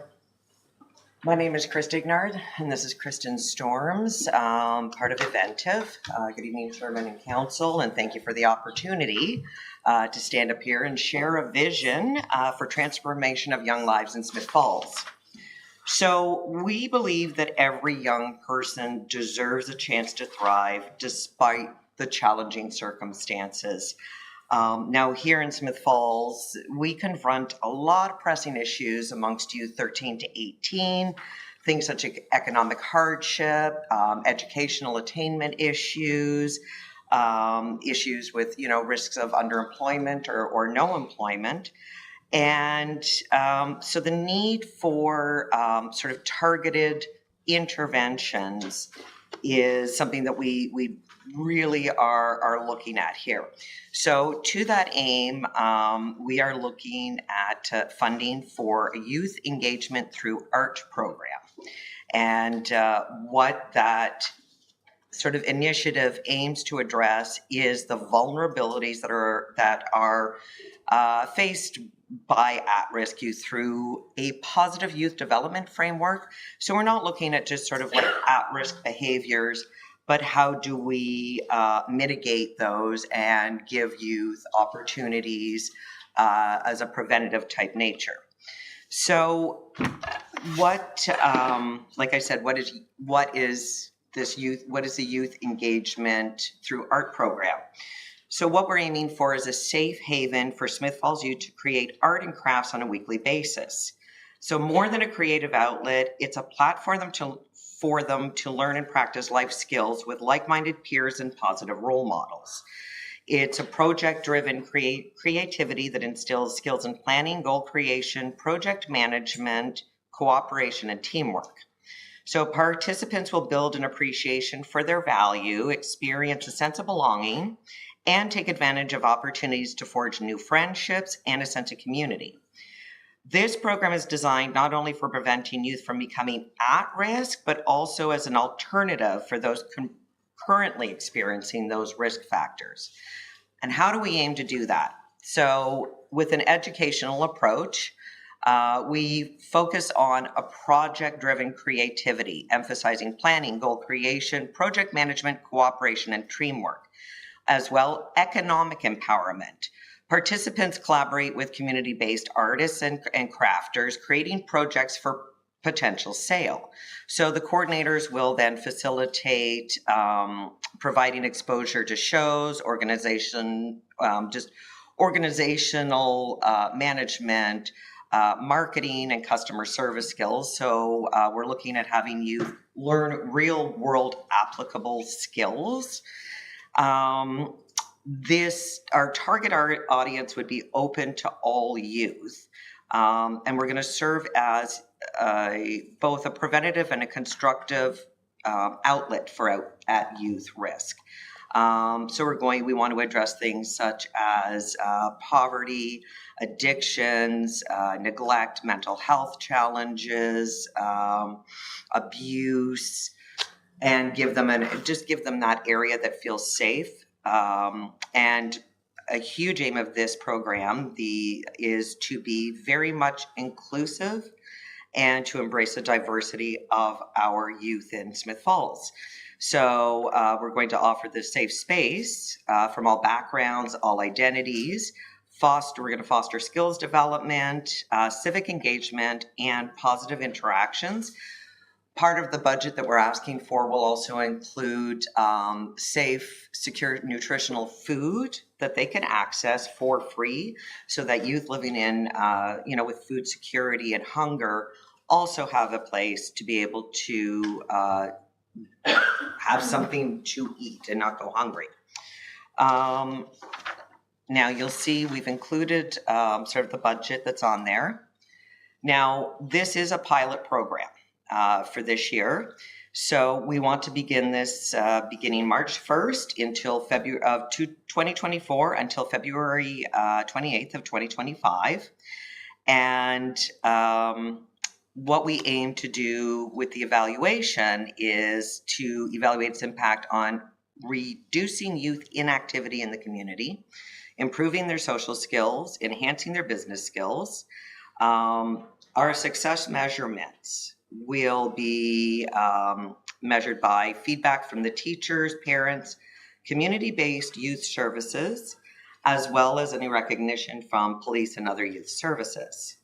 Now, the partnerships that we have, of course, so far, Big Brothers Big Sisters has agreed to provide spaces an in-kind value of just over $19,000 per year. We are also have committed partnerships with Lanark Community Services for Youth, the Police Services, Smith Falls Fire Services, Arts and Council Culture, the Downtown Business Association, and our local high schools are all potential partners as we go further along. We are putting in place, because like I said, it's a pilot program. So we are putting some pretty robust indicators and measurement tools in place, including consistent or increasing attendance, positive feedback from the participants and community partners, user assessment surveys, community partner surveys. And again, we will be doing very specific KPI measurements, data collection as we go through to ensure we know how our project is working out. Great. And thank you for your time. Right on time. Thank you. All right. Any questions? Any questions? Councillor Quinn? Yes. I believe you said that you were going to be sharing space with Big Brother. Yes. So we have worked out an agreement with WAC to use their space free of charge. So it's an in-kind donation when their programs are not available. So it would be running, if I'm not mistaken. Will either be the Friday, Saturday, the Sunday, but we're going to take a poll with the youth to see what's more convenient for them and what's attainable. Bridging the gap basically between WAC, the library, and ourselves to have continuous support for the youth in town. That's a positive. That's a real positive in my books. Working together, collaborating with one another, sharing space. And all free of charge, of course, to the youth. There would be no activity fees for them to participate, because that does tend to be a barrier for a lot of at-risk youth, especially from a low economic background. Okay, Councillor McGuire. Thanks for coming tonight. It's exciting to see a new initiative for youth, and I like how you're working with other groups to not duplicate or have two things on the same night. I've got a two-part question. The first is, there seems to be a $10,000 roughly funding gap between the total expenses and the $5,000 plus $10,000 in revenues.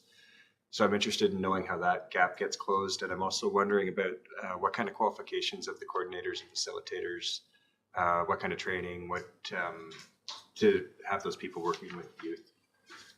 So mostly, again, because it was a pilot project and we do some pretty aggressive fundraising coming up, that itself is going to bridge quite a gap. And we do have other partners. We're currently in the midst of working with their budgets, but everyone's in budget period right now. So it did come up pretty quickly. All, pending budgets. Yeah, we didn't quite intend on it.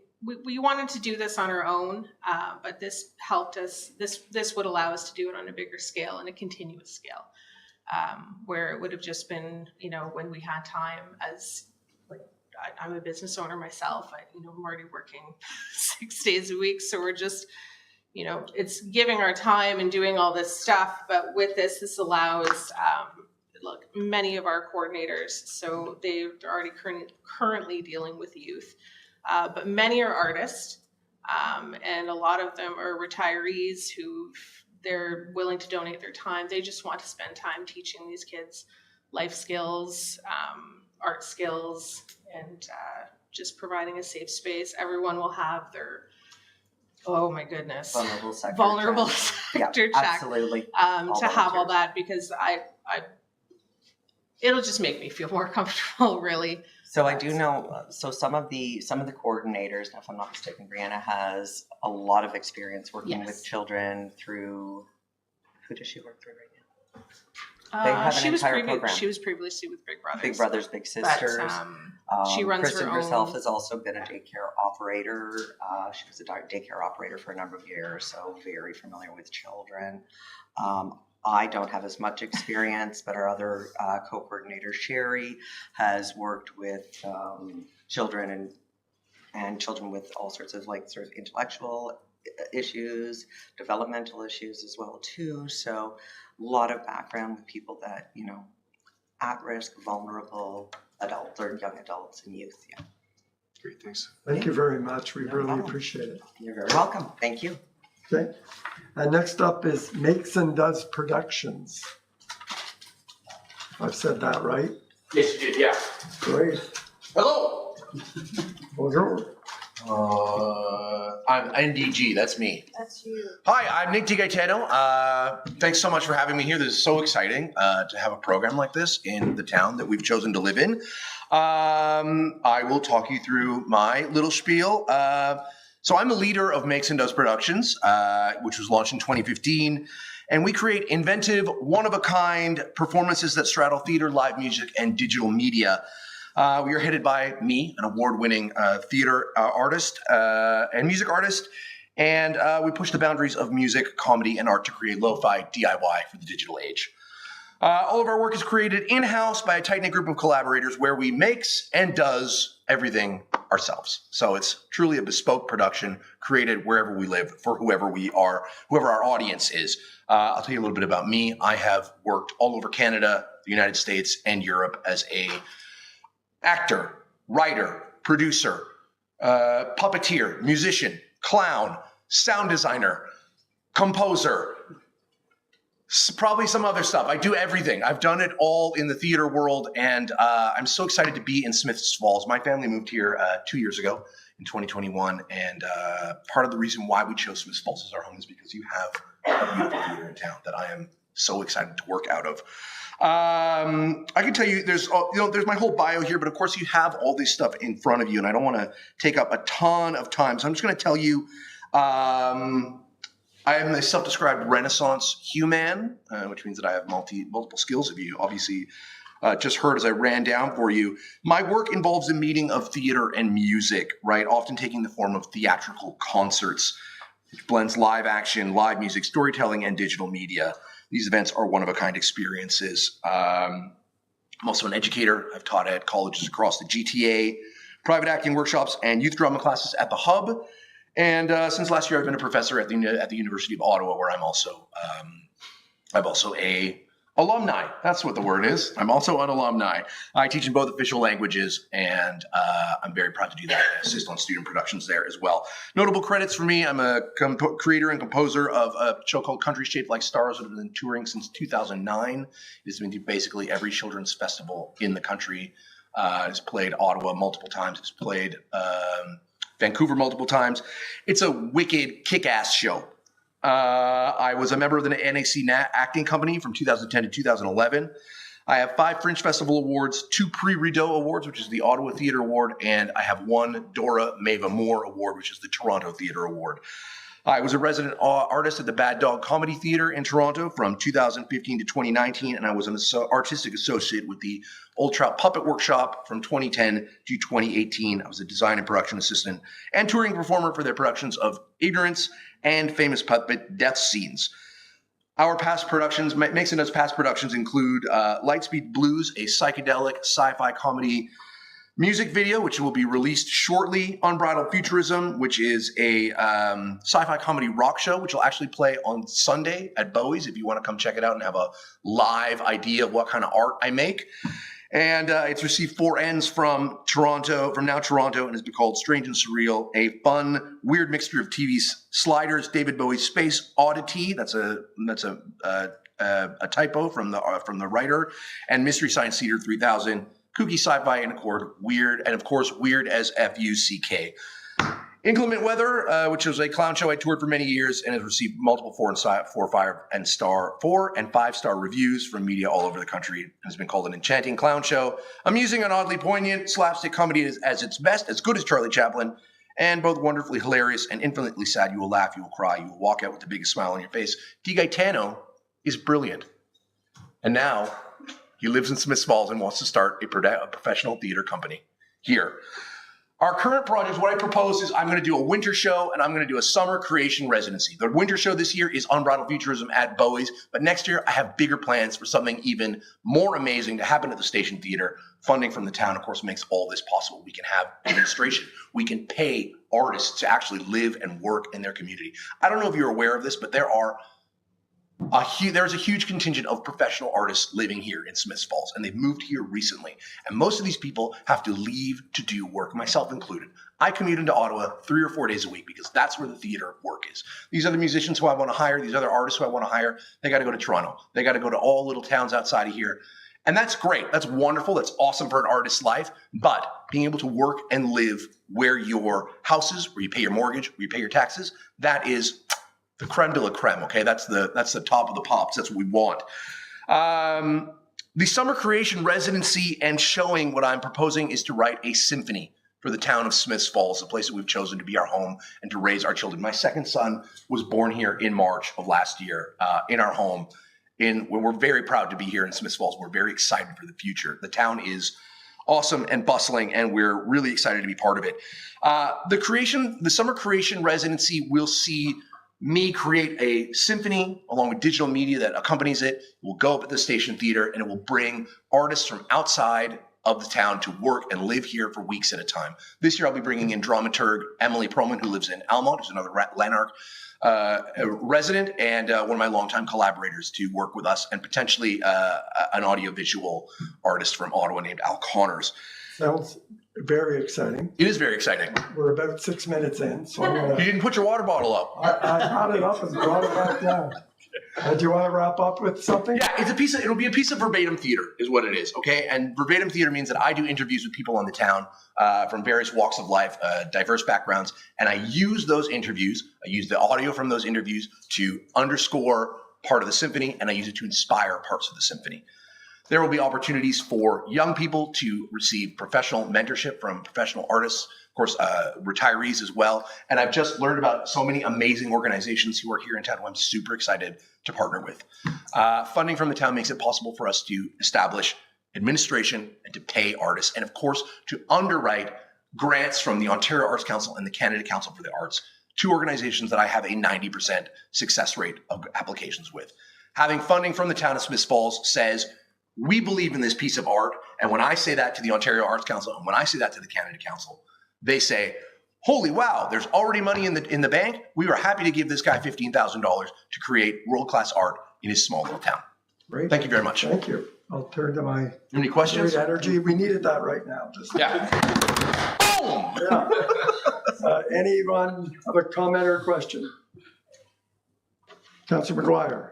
Thanks, Nick. I appreciate it. I'm wondering what's the fee for the summer to attend? Is there a fee to attend, and what's different? I know Bowie's does a show once a month, every Sunday. Yeah.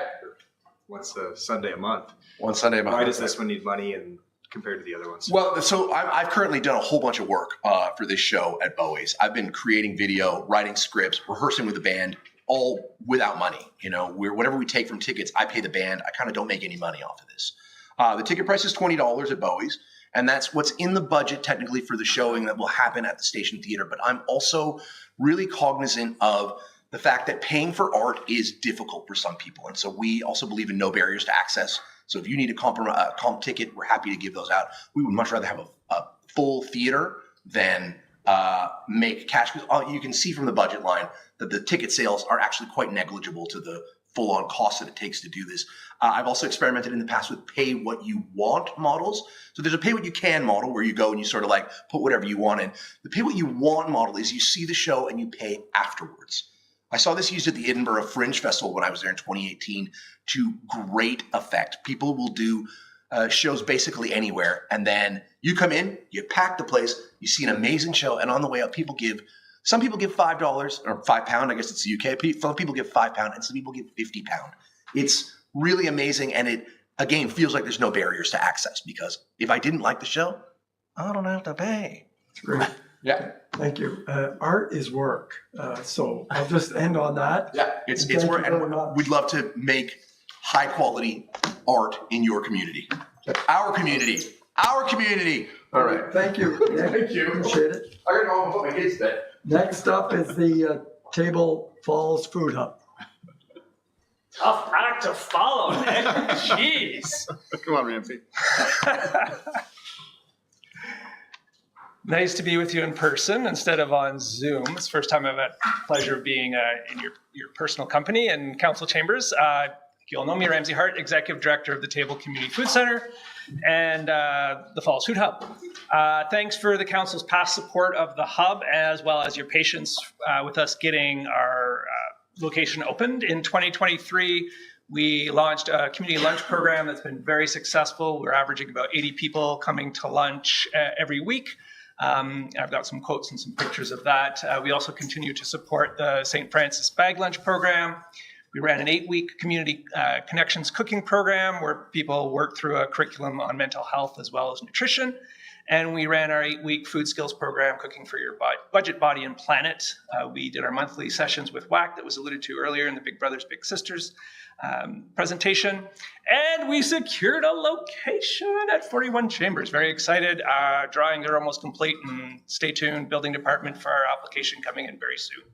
We also did a lot of fundraising and outreach, including earning a $50,000 grant from Commonwealth Mutual, $10,000 from Canopy Growth. We had a successful Giving Tuesday campaign. We had a match donor of $5,000, so we raised $10,000 in about a week, which I was pretty pleased with. And we got, just at the end of the year, a $5,000 donation from Tops Environmental Solutions, all towards our work for the hub. There are some pictures of our holiday meal. Mayor Penko dishing out some goods. You'll notice some young fellow in a hockey uniform, so the Bears under 15 came out, as well as a crew from Canopy to help serve the meal. It was a great event. You might be able to see some great, beautifully decorated placemats and cards that were done by the students at Duncan J, who we're doing more and more partnerships with. One of our regular stations there, in fact, are some students from Duncan J with their teacher that came by to check out the meal and learn more about how they could get involved. There's our youth program at WAC. Folks have given us some very positive feedback about the Monday lunch program.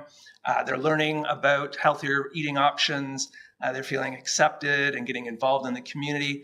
And when we ask them what the most important thing that the lunch does for them, 10 out of 11 people reference not just food, but also their mental health and the community connections they're making by attending the lunch. So we're very, very pleased to have that feedback from folks. So big plans in 2024. Through the rest of the winter, we'll be continuing the Monday lunch and also continuing to support the bag lunch program on Wednesdays. We are introducing a shuttle service with Lanark Transportation. So we're identifying folks that would love to come, but otherwise can't make it on their own. And we'll be providing a limited number of rides on a Lanark Transportation van.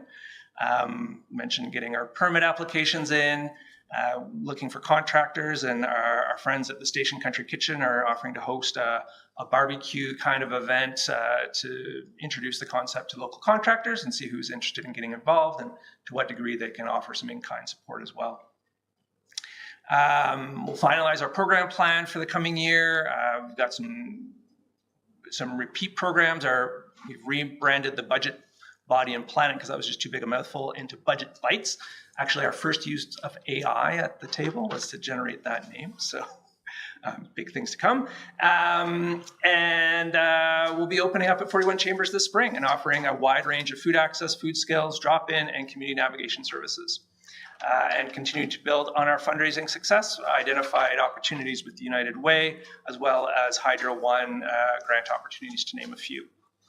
And continuing to develop our partnerships with Rideau Community Health Services, Big Brothers Big Sisters, Nurse Practitioners Clinic, Connect Well, Adult Learning Training Center, Duncan J, and SFDCI.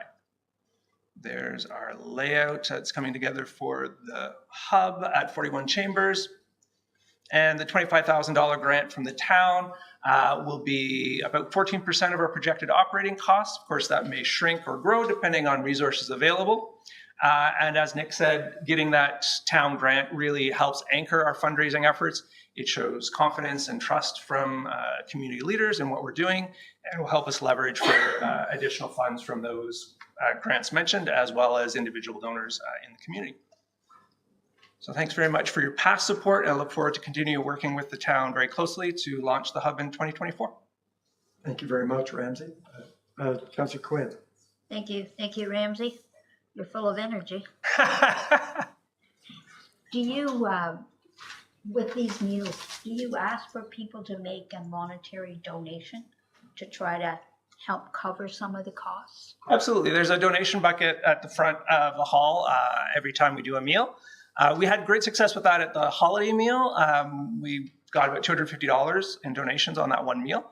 Other meals, it's been much smaller, sometimes $10, $20 that comes in. So it's always an option for folks. We don't push it because we don't want anybody to feel embarrassed about not being able to make a contribution. But yeah, it's always an opportunity there. Just one other question. You also, once you get established, will be doing cooking classes, I understand, I think, right? We are already doing them. Yeah, and we'll be doing more. Thank you. Mayor Panko, It's okay. I've asked more time. all right. Don't fight over it. Councillor McGuire.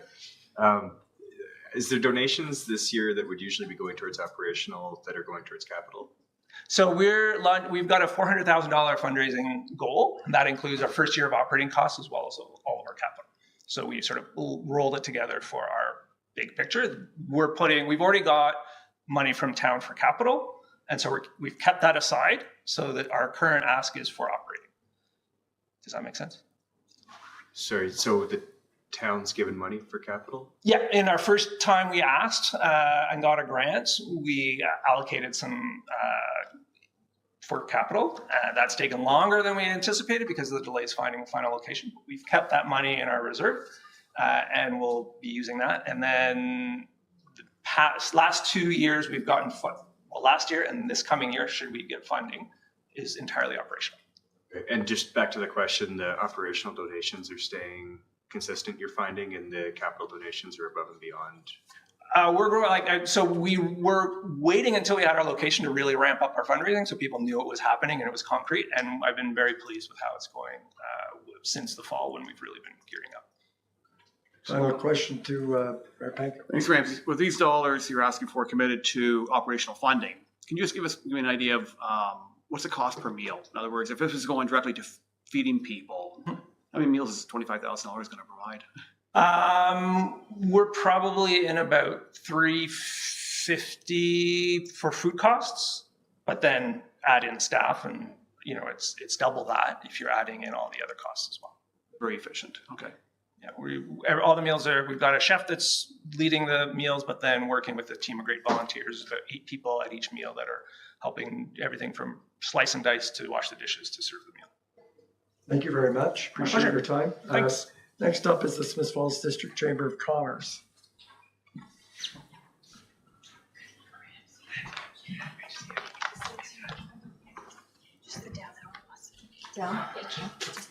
Good evening, Mayor and Council. I'm not actually sure that I can talk and touch buttons at the same time, so do bear with me.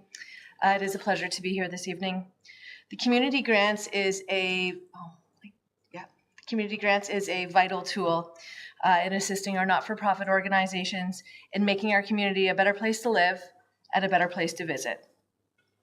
2024 marks the 3rd annual Smith Falls Rib Fest. Rib Fest is a 3-day event that spans 30 hours, features local businesses, local artists, and local artisans. It's a fun-packed weekend with something for everyone to do. And it not only engages the community, but supports regional day tourism. RibFest would not be possible without the support of our business.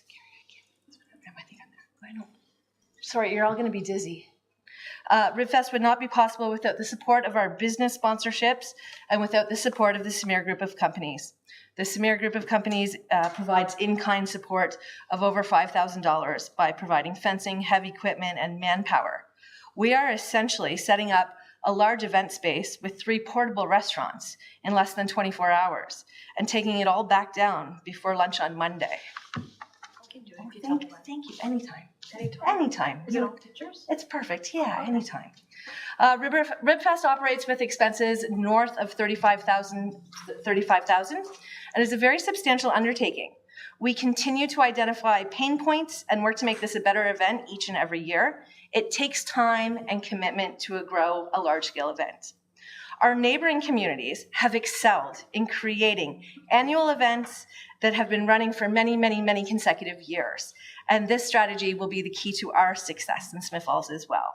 We are committed to making RibFest an annual event that people eagerly mark on their calendar and look forward to attending. Your support from the community grants is greatly appreciated, and we do hope to see you all there. Thank you, Leslie. Any comments or questions? Councillor McGuire. Thanks, Leslie. This one I have a hard time with because I know it's a big draw, but I don't see the downtown busy those weekends. I don't see like that traffic turning into that spend the day or spend money in town outside of the RibFest. So I think in my head, we've got these restaurants come in from out of town. Everybody goes out, buys a meal, buys a drink, enjoys the entertainment. But outside of the novelty of that, that's something I could do at any restaurant in town on any given weekend without town money going towards it. So I'm trying to understand why an event like this doesn't break even and what could be done to get more of a tourism spin-off from it. I agree with you, and I also disagree with you. I completely understand the point that you're making. So RibFest has a spin-off event. The locations that we've chosen, we're still tweaking our locations and we have not nailed it. So we tried it at Settlers Ridge Center. Our traffic was actually much higher out there than it was in Laura Reach Park. But there is a spin-off effect. We do know that we are getting day tourists. They're coming from Brockville, Perth, Carleton Place, Rideau Ferry. They're stopping to get gas. They are stopping here or there. That money does trickle through. If a business, a gas station needs to hire an extra student for that day, that student has extra money, they spend it in the community, and it trickles around. So yes, money trickles around, but perhaps I do agree with you, not in the direct way that we see when we are hosting it in the park or at the mall. Yes. So I think we are still talking about location this year, and I think we have some work to do in establishing where RibFest makes the highest impact. Okay. All right, Councillor Quinn. Thank you. Just on that, do you have another site in mind, or are you still just kind of, because I do agree with you, when you're at the mall, people driving by thought, oh my, what's going on? So you had to be very visible. You do have to be very visible. The mall, we were also in July, whereas we tried RibFest in June. June is not one of our peak kind of tourism months. You are looking to plan your largest events in July and August, ideally, I think. Seems to be what our numbers tell us. We've looked at a couple of areas. The Basque Bridge, Parks Canada location, or beside Best Western gives you some high visibility traffic, the ability to have a picturesque picnic along the Rideau Canal, very beautiful. Some considerations there, water hookups, because we are creating portable restaurants. I don't think we have adequate water supply there to make it work. We could look at Cornelia Court. We could go back to the mall. I think we also have to explore those options downtown as well. So I think perhaps having RibFest downtown, it does put us back on the pavement, but it keeps us very, very visible, and it keeps those people that are coming into Smith Falls in the downtown to shop and explore, which I think is where you're going to have the largest economic impacts. Thanks very much, Leslie. So we're going to move on, best wishes, to the Gordon Pike Band. Thanks for hanging in. All right. Thanks for this opportunity. Right, the Smith Falls Gordon Pipe Band, I'm sure you've heard of us, if not heard us. We're more of a arts, culture and tourism type application we're making this year. Just to give you a bit of a background. Okay, so yeah, just some points. I've added some points as I was listening to the other presenters. Just to give you a bit of a background of the band, we've been here since 1996. In that time, we formed relationships with the Legion, the St. Francis Masonic Lodge, and just most recently with the Chamber of Commerce, who helped us with our Highland on the Rideau, an event that we've organized for many years and brought into Smith Falls. We're also tourism. I think we see ourselves as ambassadors. We go out into other communities, so we're actually actively advertising Smith Falls into other communities that we go into. It's on our bass drum. Everyone knows the Smith Falls band when they're there. We're self-funded. Occasionally we need grants to buy equipment and get us over certain hurdles, which is why I'm here today. We do operate right now in more of equilibrium deficit situation right now. And I'll get to that in a minute. Just want to also let you know about recent successes the band have had. When we talk about how we measure our success, we measure it in quality, quantity, and audience reception. Quality, I think we're able to objectively say that the band has reached a very high quality now. I just listed a few of our achievements that we've recently had. Top placing band in Eastern Ontario since 2019. Second place in the Canadian Championship in 2023. Fifth place North American Championship. And I left a couple out. Second place in Ontario Championship and third place overall Ontario Championship Supreme. So that's very, very good for a little band from Smith Falls. As far as quantity goes, we look at how many people we're able to bring into the band and give instruction to. And right now we're up to roughly 30 people. Each year it gets a bit more.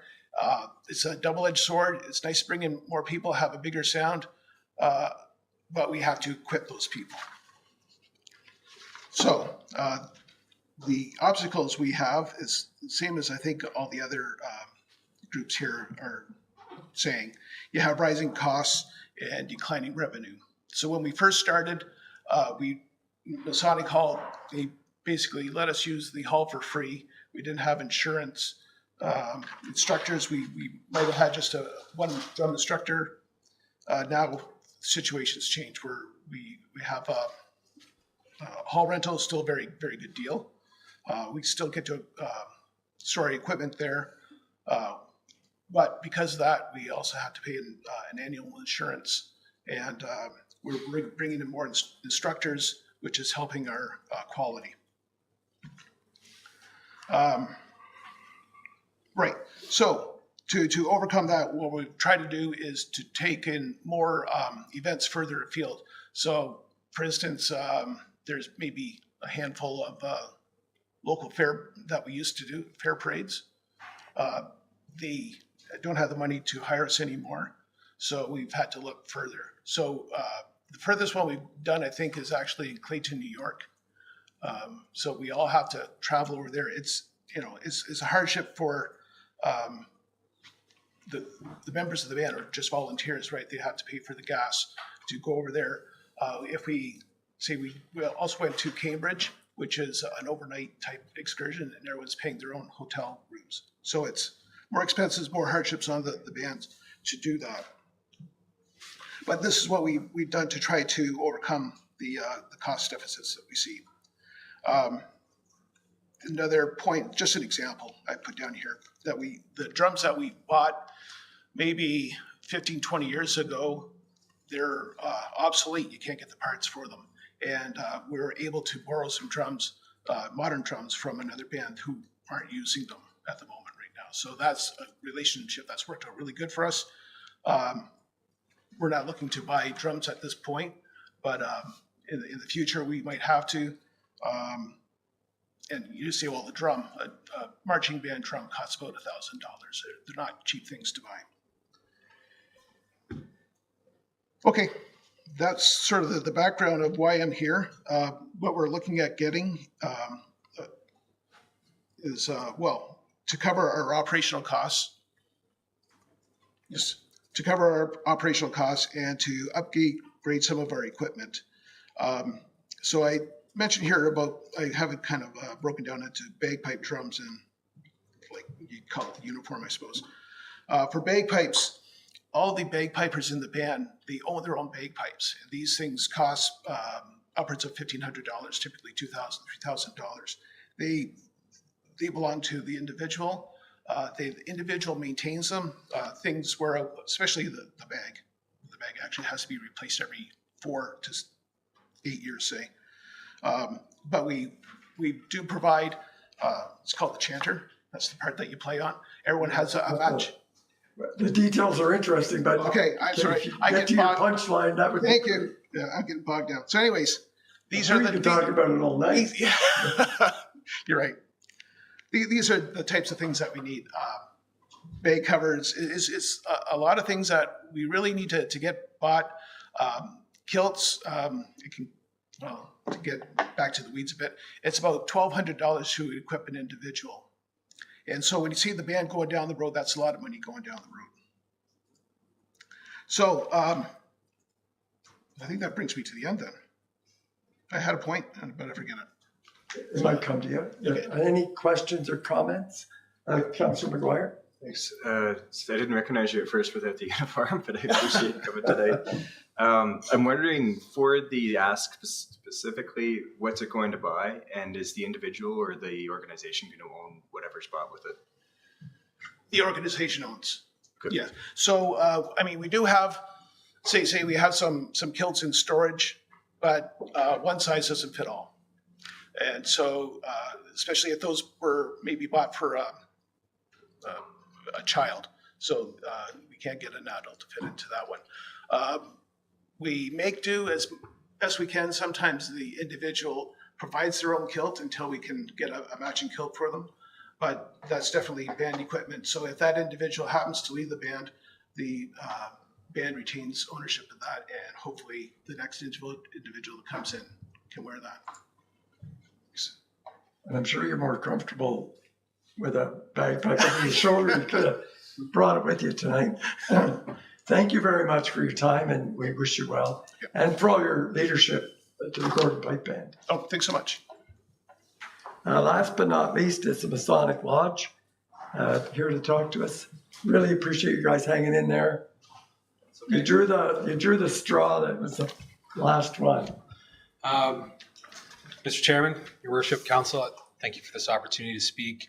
My name is Brian Wilkinson. I'm the current president and chairman of the registered nonprofit that owns 46 Russell Street West, where the Masonic Lodge is located. We are here asking for $20,000, which is approximately half of the replacement cost for our HVAC system. I'm going to turn it over to Laura, who is our non-profs grant writer, and she will be able to articulate some of those details as well. I do have Mike with me as well, who is our building manager. So if there's any technical questions at the end, we will defer to Mike. He is more than qualified. I'll try and keep it simple and short. I did write it down to keep it within the time budget for you guys. We are a registered nonprofit, as Brian has already stated, that provides facility and space to equity-seeking groups in our community as a place for activities, education, and recreation. All groups are welcome and invited, regardless of race, creed, national origin, gender, sexual orientation, or persons with exceptionalities. We pride ourselves on being able to offer our space well below market rent or no rent if a group needs that. We have been in the community for over 183 years and at 46 Russell Street West since 1955. The Community Grants Program will support our organization by allowing us to be able to maintain the capacity of our ongoing services, programming, and activities. We currently offer space to a senior Zoga group, a veterans PTSD support group, the Gordon Pipe Band, obviously who just spoke, and the St. Francis Masonic Lodge.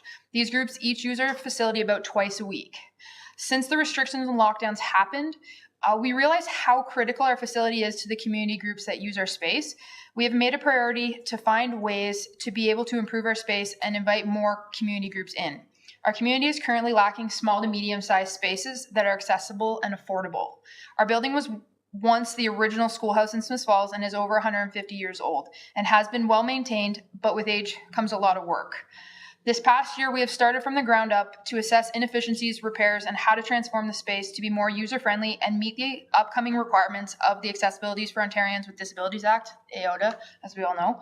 We have already completed necessary foundation work and improved the efficiency of the physical infrastructure and the water drainage systems. The next step was assessing the utilities infrastructure. With the building gone through multiple renovations and being over 150 years old, the HVAC system is plagued with inefficiencies. The final step is working with Trillium and our partnered organizations to meet the AODA requirements and have a modernized small to medium-sized space that is affordable for all. Over the past 2 years, our HVAC system has been temperamental at best. Both furnaces are on their last legs and we've continually repaired them and are trying to get by and is not sustainable anymore. One of our 2 AC units failed in September and the system can't divert the air across the entire building, which means that if we lose a furnace over the winter, there is potential for half of our building to freeze without emergency repairs. Our HVAC system is operating at maximum capacity 24/7. However, according to the quotes that have been done, the system is operating only at about a 40 to 60% of efficiency. By replacing the HVAC system, it will allow us to continue to operate in this space and increase efficiency, thus reducing our operating costs and our carbon footprint.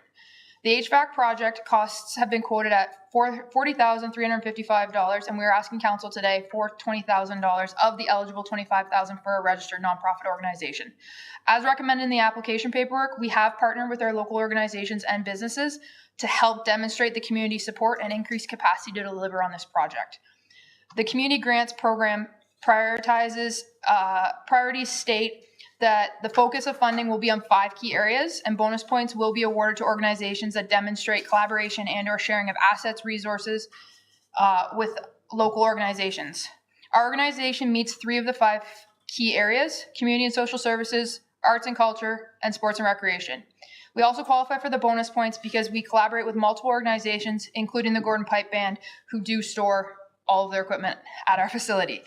The community grants program also states that priority will be placed on projects that are responsive to the needs of a diverse population, with emphasis on projects that target underserved and equity-seeking populations, with additional points to be awarded to proposals that target one or more of these populations.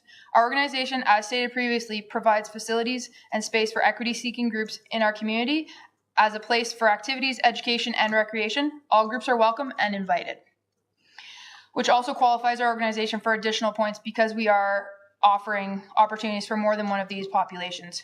Currently, without the community grants program funding, we would need a loan to be able to pay for the project, which would directly impact our ability to continue to offer the services to our user groups due to having to make loan payments. We are asking for the council's support in approving our grant for $20,000. Packed a lot in there. That's great. You told me a time limit. Comments or questions from my colleagues? Councilor Brennan?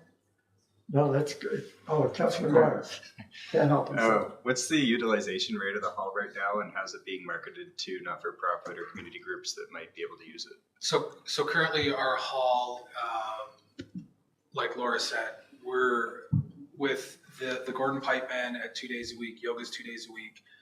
Unfortunately, we had karate 4 days a week. Up until COVID. It was 4 days a week, and they didn't survive COVID. So that was another thing.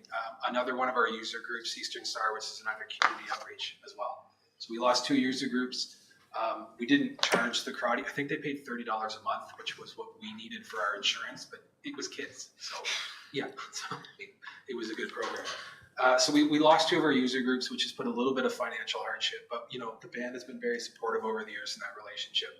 So right now our usage, we're working with Trillium to do basically a ground up renovation in order to offer that full time to programs. The art program, as Storms had talked about, would be a program that we would offer for free. So any of those programs, while we don't, our nonprofit doesn't offer the program directly, we provide the space for any program that anybody has spoken here tonight to collaborate with. we're moving to a more open facility in order to kind of establish that.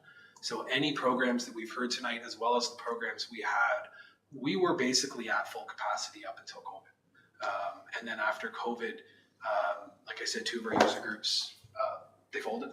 And we had another one move to Perth, into the Perth area. So we've opened up a vacancy, and now that kind of started the conversation of, okay, now we do have some space to offer.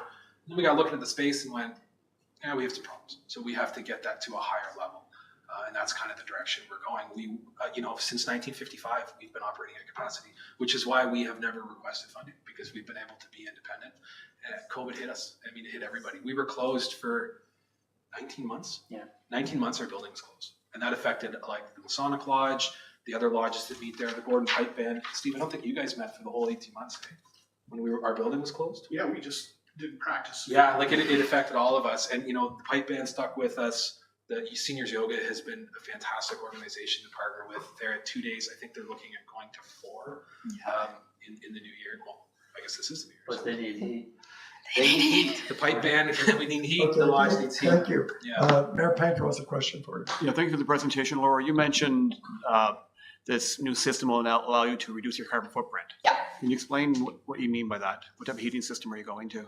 I will let Mike I'll try. I'll try and he'll correct me.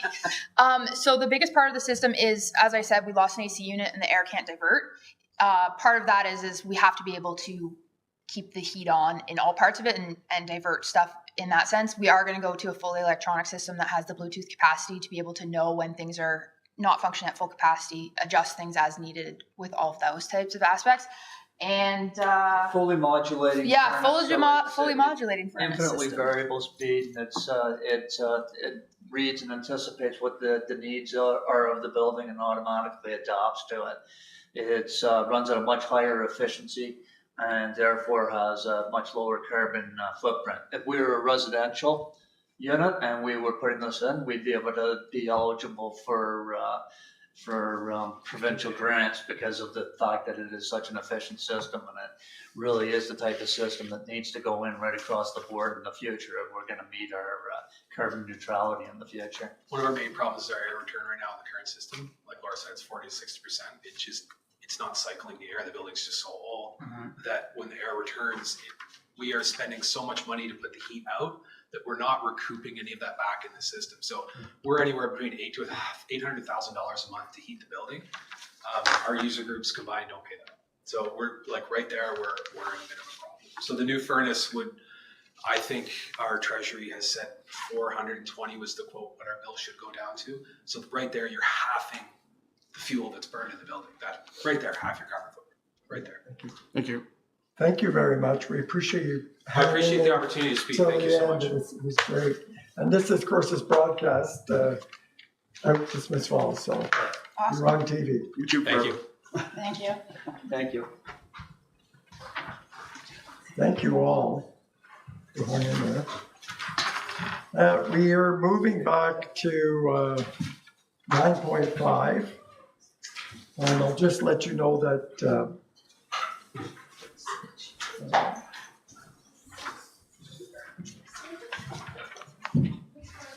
Councillor Robinson wasn't feeling well and he left. He sent me a note.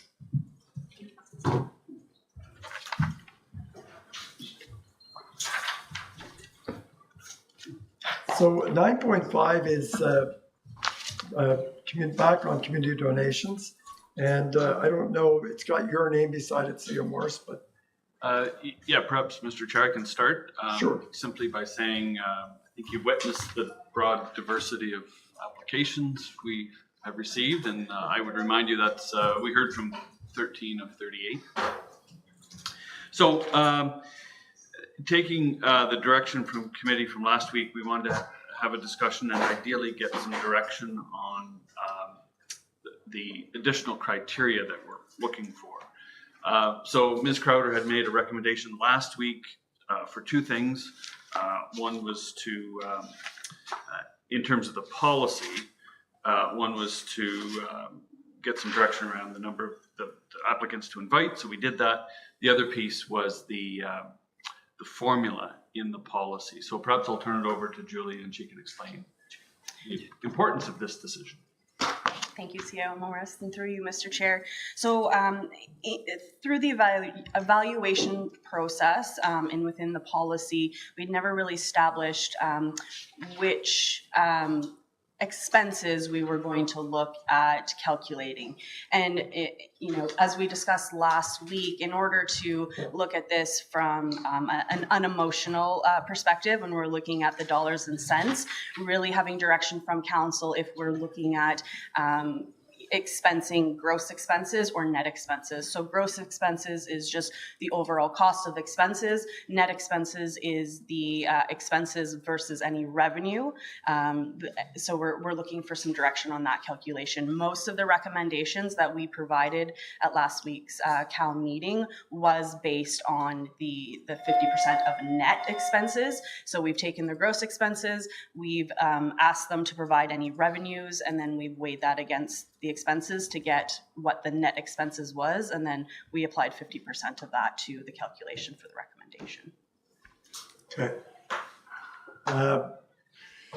Councillor Brennan, do you have anything you want to start us off with, or you're okay for now?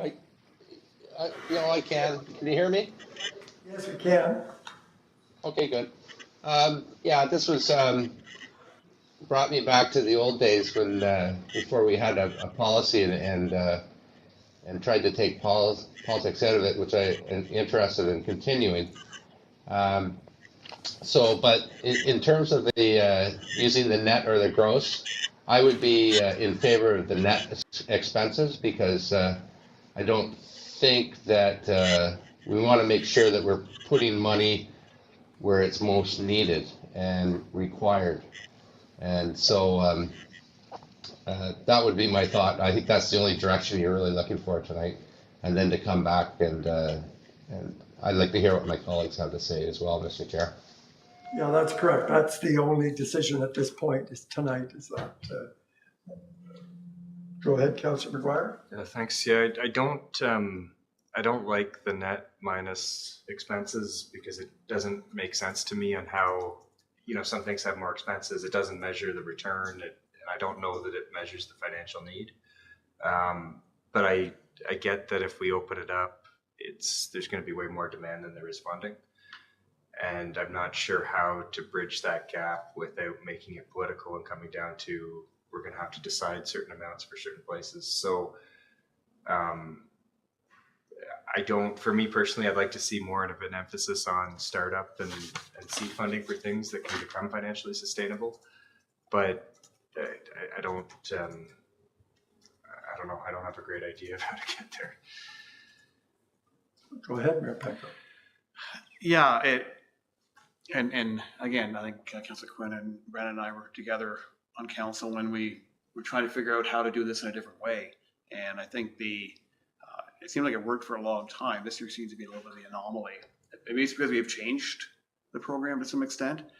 But I look at the consideration of social benefit beyond simply the net factor, the net income factor, net expense factor, sorry. Plus, I think when I'm reading through the financials of all the applications, the revenue is a forecast. It's not a known entity at this stage. And so if we take a net, we're basing that on what they have forecasted to be the revenue based on certain grant opportunities or fundraising in 2024, which probably is pretty speculative at this stage for a lot of organizations. And so I'm not a fan of that net model.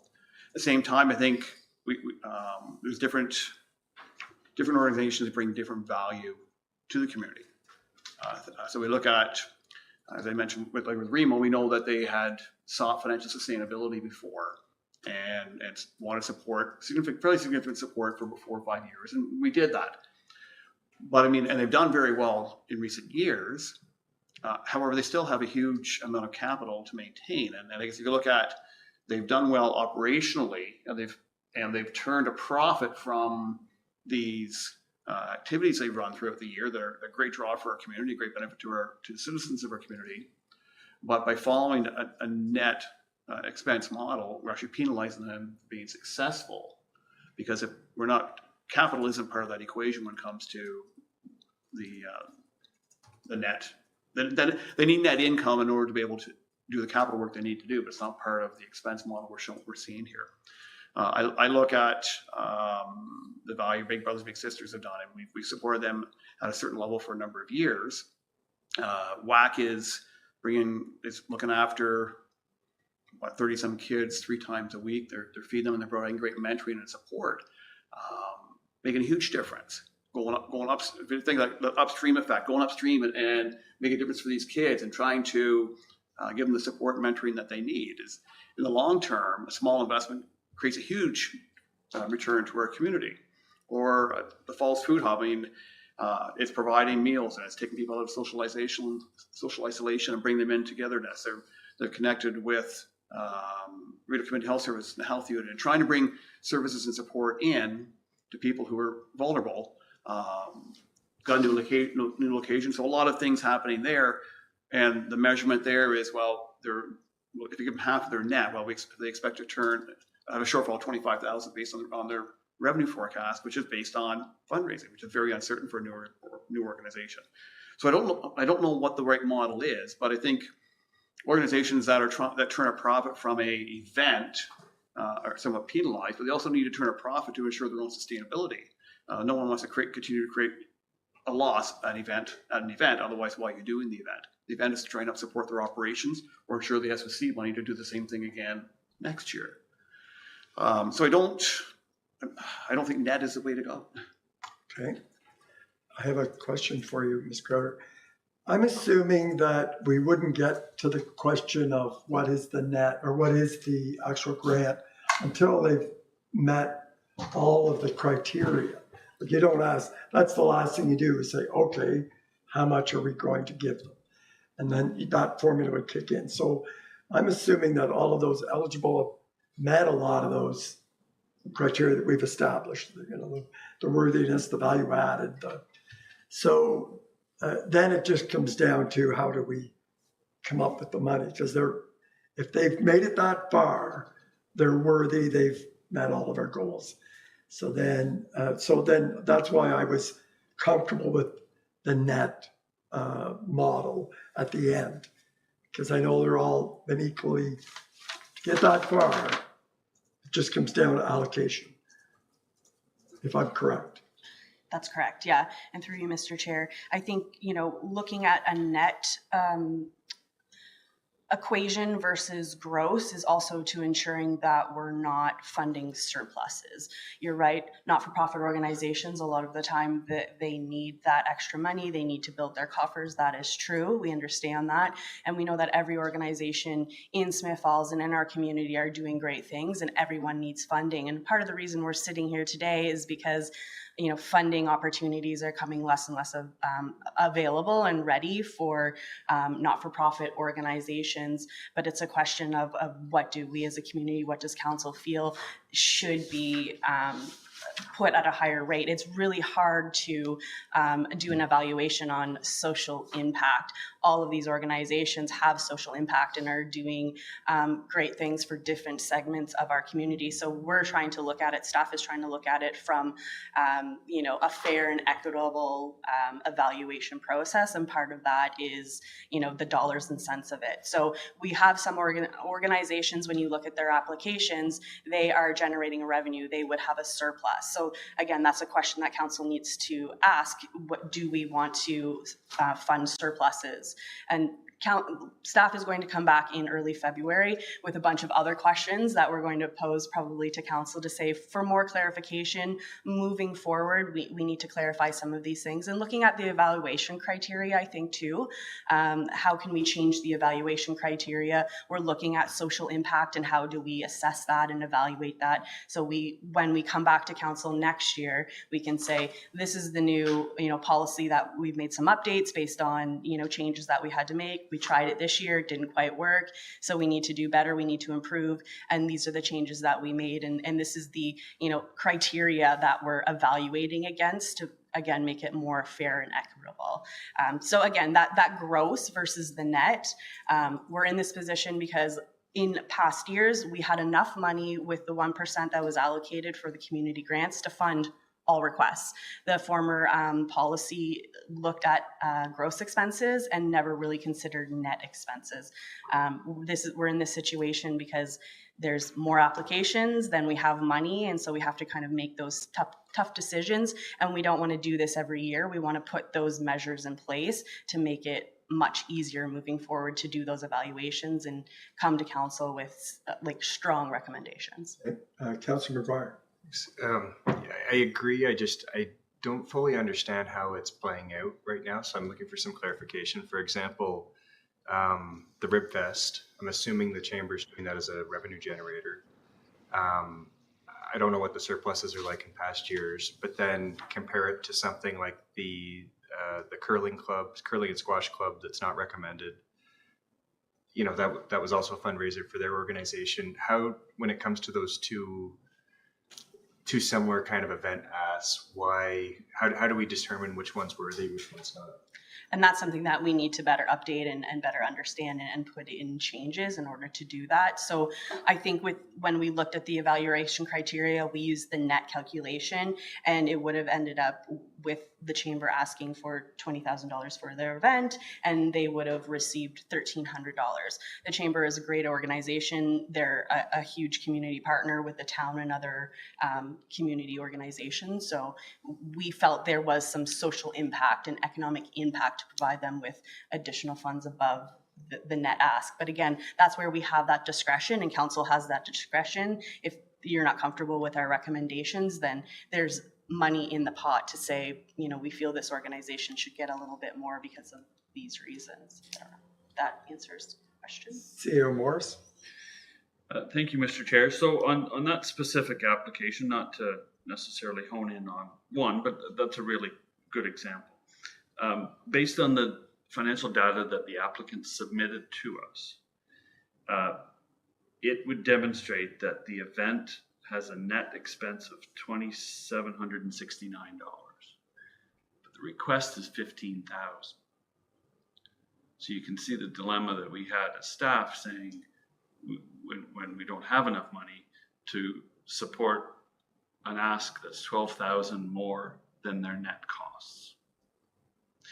In that case, I don't think they have capital requirements, but the mayor brought up a really good point about some organizations need that net revenue to invest in capital. So that's precisely why we amended the policy to include minor capital. Now, we do need to put some definition around what minor capital means, admittedly, but we introduced the capital component, I think, for that very reason, that there are some organizations that own assets, they have to invest in them to deliver the programming or the service. So one of the suggestions I would make for the revised policy is to put some definition around minor capital versus major, and then have a discussion about, is that an appropriate use of public funding? The Railway Museum is the perfect example of an organization that is capital intensive. Many of these, especially the events, are not. So Councillor Quinn, we haven't heard from you. Yes. Thank you. I totally understand this is a dilemma. It really is. Some of the presenters tonight look like they're getting funding from elsewhere, good funding from elsewhere. So if they're getting good funding from elsewhere, do they really need that much funding from the town of Smith Falls? That's one of my concerns. And you know what? Maybe when people are asking for funding, maybe we should have something in there to say a time frame. How long do you think you would need this for to accomplish what it is you want to do? Is it going to be a year? Is it going to be 2 years? Is it going to be 10 years? That could really give us some food for thought, because maybe there's somewhere else that we need to go to help them if it is ongoing. So I just think we should keep that in mind. And sometimes, like, okay, I'll use the volunteer firefighters. And they wanted some funding for their pull the truck event. Can we not give them some funding and try to help them with that? You know, this is a question that I ask myself, and that's just one. I'm just picking on that particular one. I think we need to have a little bit more heart in here and look at the whole situation and see if there isn't some way that we can say to them, yeah, we like what you're doing. We can't afford exactly what you're asking for, but we're willing to help. I think that's part of where we need to go with this. And I'd like to see this happen ASAP. That's a big ask, isn't it? I know. Do you have any comment on net versus gross? To me, that seems like a workable solution.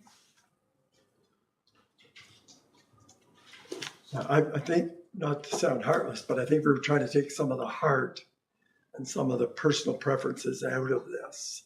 So that's, I mean, we're not heartless.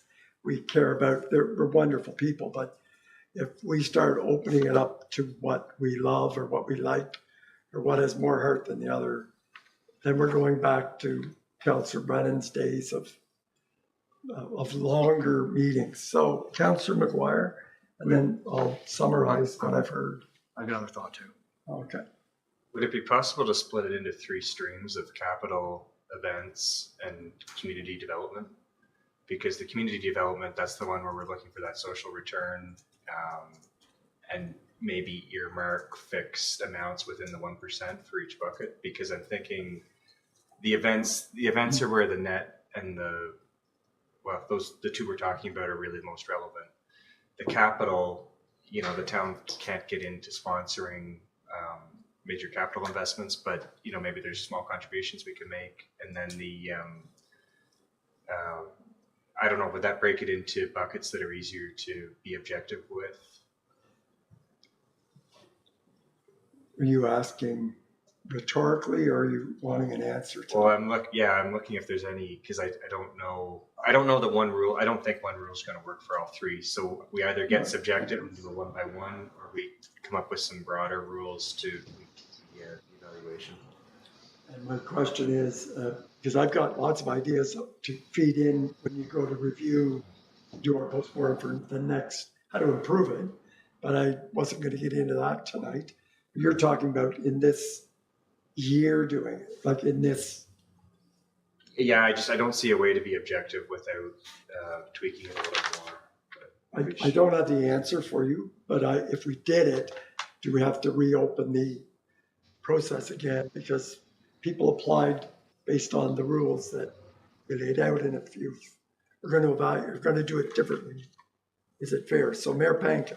Yeah, just a thought. So the total request is 383,017. But with my math, quick math there, the eligible requests are 275,787, which is just under 70% of the total. If we take the amount of tax revenue we expect of 1%. So if we want to create complete parity, I guess, if we believe all these requests are eligible based on their criteria, and we take the pie we have to divide up, then we would simply provide everyone with about 70%, 69-70% of the ask. But that would then empty the envelope for 2024. So it's not based on, it's based on the total request as a percentage because they meet the criteria, rather than going through the revenue and expenses and trying to break down who deserves what based on what net expense. So do you have a? So I like the principle behind that approach. My initial thought is we'd have to make some mathematical adjustments for those that submitted over the 25,000 limit. So maybe some screening which we applied before funding. A little calculus involved. Yeah, we could. I think that would give us something to work on. It wouldn't eliminate funding a surplus, though. But it would allow a mathematical mechanism to distribute money. Well, actually, the total request line at 383 does put the cap at 25,000. So regardless of the total amount, that's assuming that the maximum anybody could request is 25. So the 383 with a funding envelope of 190, right, was that about? And the cap of 25. By the time you take the ineligible out, you're down to 275, 787, I think, roughly. So it'd be a matter of just simply, okay, we'll be fair to everybody based on the amount of money we have available. Unless there's further screening we should apply, which would potentially reduce eligibility for certain organizations. Or based on certain criteria. To bring this to some kind of, you've heard the majority of council are interested in a net model. That was the first discussion. And then we've got two ideas have come forward as for advice to staff to consider for this year. And then we've also agreed that we can tweak the model, and this might be it, for future years. Councillor McGuire's breaking into 3 different buckets. And then the mayor's suggestion, is it reasonable to ask you to go back? We won't put the details into that right now. To go back and then come back again with a updated version of those, why they can or cannot work. Yes, absolutely. Councillor Brennan, looks like you want to say something. You don't. I apologize. I've been in and out and reconnecting and stuff, so I've missed a lot of it. I think I got the gist of what you just said, but I'm fine if staff want to come back. But the important thing we've done here, I think, is we've established, and I don't think you've changed it while I've gone, the 1%, that funding allocation, so we can move forward in a budget knowing that that's going to be a hard number in our budget. And then anything to avoid a meeting like this again, and keep the subjective part of. Okay, thank you. So. Just real quick. It's like an anomaly this year. It's worked out fine in the past. What these people really feel, I thought tonight was, and you know what? We have to have a long meeting to do that. That's what we're paid the big bucks for. Mr. Chair, I think we have 2 strategies to come to a solution for this year's program. I like Councillor McGuire's 3-bucket approach, because in many ways we're trying to fit square pegs in round holes, and they just don't fit. So we can work on that. I would suggest for next year's program, we'll need some time to refine it and look at 3 sets of criteria essentially. All doable, but I think we have enough to come back with something that will represent a path forward for 2024. Okay, Councillor McGuire. Sorry. Well, no, I'm not sorry. It's important we have this conversation. Exactly. There was one presentation tonight from an application that was ineligible. Was there anything in the presentation that staff heard or members of the committee heard that would change that? Or is there, what happens, is anything happening with that, or is it we receive it for information? I believe you're referring to the last one. Yeah. Nothing changed in my mind. Okay. Yeah. Real expense, but probably not a taxpayer one, my opinion. Last word to you. And through you, Mr. Chair, I know this has been a very long meeting, but I just wanted to give council a little bit of understanding of the evaluation criteria that we're using now, which we have been able to apply across all applications, whether it's an event. And some of those things are, the 5 key priorities that we put in the program are these organizations serving those key priorities. The 4 key population targets, are they supporting or encouraging growth within those 4 key population segments, weighing the people of numbers served or supported or attended an event. So those are the types of criteria that we're using to evaluate. So scoring right now is out of 30, and the staff committee went through each application and went through the scoring process to try and narrow it down. But again, a part of that is difficult because yes, they are, there is some community need. They are supporting the key priorities. They are supporting key population targets. So refining those, I think, is going to be, again, key in the next iteration of that. But we did have some evaluation criteria that we were going through, and all of the applications that we made recommendations on, they did meet those criteria. That's great. Thank you very much. We have no committee or external organizations, no information, no notice of motions. A motion to adjourn. Moved by Councillor Brennan, seconded by Councillor McGuire. All in favor? Thank you. I need a 5-minute break? Yes. 7-minute break, 8, whatever.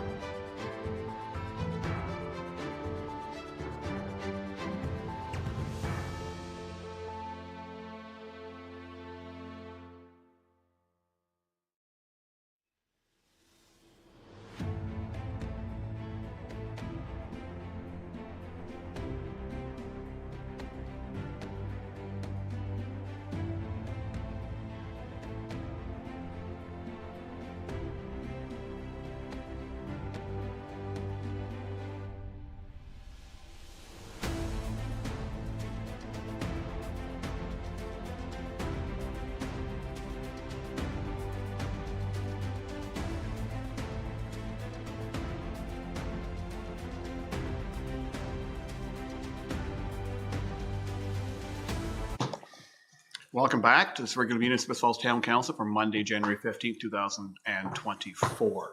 We'll open the meeting with our land acknowledgement. On January 15th, 2024, we acknowledge that the sacred land which Smith Falls is now located has been a site of human activity for over 10,000 years and is rich in Indigenous history. This land is the ancestral unceded territory of the Algonquin Anishinaabe Nation. We're grateful to the Algonquin ancestors who cared for the land and water in order we might meet here today. We're also grateful to the Algonquin people for their contribution in the making of the Rideau Canal, which runs through Smith Falls. We're mindful of broken covenants and the need to reconcile with all our relations. Together, may we care for this land and each other, and drawing on the strength of our mutual history of nation building through peace and friendship, being mindful of generations to come. I'll call the meeting to order. We have regrets this evening from Councillor Robinson, who had to leave earlier. Ask for approval of the agenda with Councillor Quinn, please. Thank you, Your Worship. Moved by myself, seconded by Councillor Miller, that the January 15th, 2024 regular council meeting agenda be approved as circulated. All in favor? Carried. Disclosure of pecuniary interest and or conflict of interest and general nature thereof. Seeing none. Approval of minutes, back to you, Councillor Quinn. Thank you, Your Worship. Moved by myself, seconded by Councillor Miller, that the minutes of December 18th, 2023 council meeting be approved as circulated. Again, all in favor? That's carried as well. Thank you. I've got any council reports? I suspect not. Okay. I've got just a couple of announcements. Reminder, there's no meeting next week as the majority of council members will be attending the Roma conference in Toronto. Also, we're still recruiting for membership on the following committees. The deadline for application is noon on January 18th. So the Planning Advisory Committee, the Municipal Heritage Committee, Climate Protection Working Group, Old Home Week Task Force, and Recreation Hall of Fame. And we're also recruiting youth for the Smith Falls for All, the Climate Change Action Working Group, and the Municipal Heritage Committee. Those are applicants between ages 16 and 17 and Canadian citizens. So if you're listening now or later, please consider applying. Okay, we have our consent agenda with Councillor McGuire, please. Thank you, Your Worship. Moved by myself and seconded by Councillor McKenna that items in the consent report number 01-2024 received from the clerk be received and adopted. Clerk Costello. Thank you, Your Worship. In the consent agenda this evening, consent 01-2004, we have a bylaw authorizing the mayor and clerk to execute a 12-month agreement with Lanark County for the provision of regional tourism marketing services. We have a bylaw regarding the shared services agreement with the town and the county regarding the climate action plan. We have a bylaw for the 2024 fee update. And we also have a resolution for the climate action working group for membership of 2 new members on that committee. Thank you. Would any member of council like to separate anything for further discussion? No? All in favor of the items in the consent agenda? That is carried. Thank you. We have a number of bylaws going to Councillor Miller first. Thank you. Moved by myself and seconded by Councillor McKenna that a bylaw to impose an interim tax levy for the year 2024 on properties within all tax classes be received and read a first time and taken as read a second time. Thank you. It is moved by Councillor Miller and seconded by Councillor McKenna that a bylaw to impose an interim tax levy for the year 2024 on properties within all tax classes be received and read a first time and taken as read a second time. All in favor? Carrie, discussion, Councillor Miller? Thank you. So we pass this bylaw every year to allow us to go ahead and collect interim taxes before the new budget is finalized, which we're working on. But it helps with our cash flow and it helps taxpayers by spreading out payments over 4 installments. Thank you. Any further discussion? Need the third reading, please. Thank you. Moved by myself and seconded by Councillor McKenna that a bylaw to impose an interim tax levy for the year 2023 on properties within all tax classes be now read a third time and finally passed, signed, sealed, and numbered 10516-2024. Thank you. Moved by Councillor Miller and seconded by Councillor McKenna that a bylaw to impose an interim tax levy for the year 2024 on properties within all tax classes be now read a third time and finally passed, signed, sealed, and numbered 10516-2024. All in favor? Carried. Thank you. Councillor McKenna. Yes, Your Worship. Moved by myself and seconded by Councillor Miller that a bylaw to authorize temporary borrowing during the fiscal year ending December 31st be received and read a first time and taken as read a second time. Thank you. It is moved by Councillor McKenna, seconded by Councillor Miller, that a bylaw to authorize temporary borrowing during the fiscal year ending December 31st be received and read a first time and taken as read a second time. All in favor? It's carried. Thank you. Discussion? It's linked to the previous motion or bylaw in sense that we're starting to collect taxes this year until we get our budget finished. In the event, the unlikely event that the town needs to borrow some money to solve an operational or an emergency issue or something like that, they've got the authority to go ahead and borrow that money. Thank you. Any further discussion? You may the third reading, please. Again, moved by myself, seconded by Councillor Miller, that a bylaw to authorize temporary borrowing during the fiscal year ending December 31st be now read a third time and finally passed, signed, sealed, and numbered 10517-2024. Thank you. It's moved by Councillor McKenna and seconded by Councillor Miller, that a bylaw to authorize temporary borrowing during the fiscal year ending December 31st be now read a third time and finally passed, signed, sealed, and numbered 10517-2024. All in favor? And that also is carried. Councillor McGuire, you're next. Thank you, Your Worship. Moved by myself and seconded by Councillor Brennan that a bylaw to authorize execution of a transfer payment agreement to accept Next Generation 911 transitional grant funding from the province of Ontario be received and read a first time and taken as read a second time. Thank you. It is moved by Councillor McGuire and seconded by Councillor Brennan that bylaw to authorize execution of a transfer payment agreement to accept Next Generation 911 transitional grant funding from the province of Ontario be received and read a first time and taken as read a second time. All in favor? Carried. Thank you. Discussion, Councillor McGuire? Next Generation 911 is coming to Smith Falls, and we're grateful to the province of Ontario for helping us fund it. Any further discussion? Maybe the third reading, please. Moved by myself and seconded by Councillor Brennan that a bylaw to authorize execution of a transfer payment agreement to accept Next Generation 911 transitional grant funding from the province of Ontario now be read a third time and finally passed, signed, sealed, and numbered 10518-2024.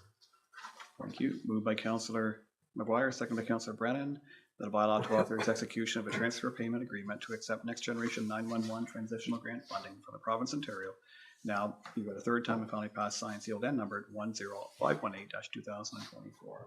All in favor? Carried. Thank you. Councillor McGuire, back to you.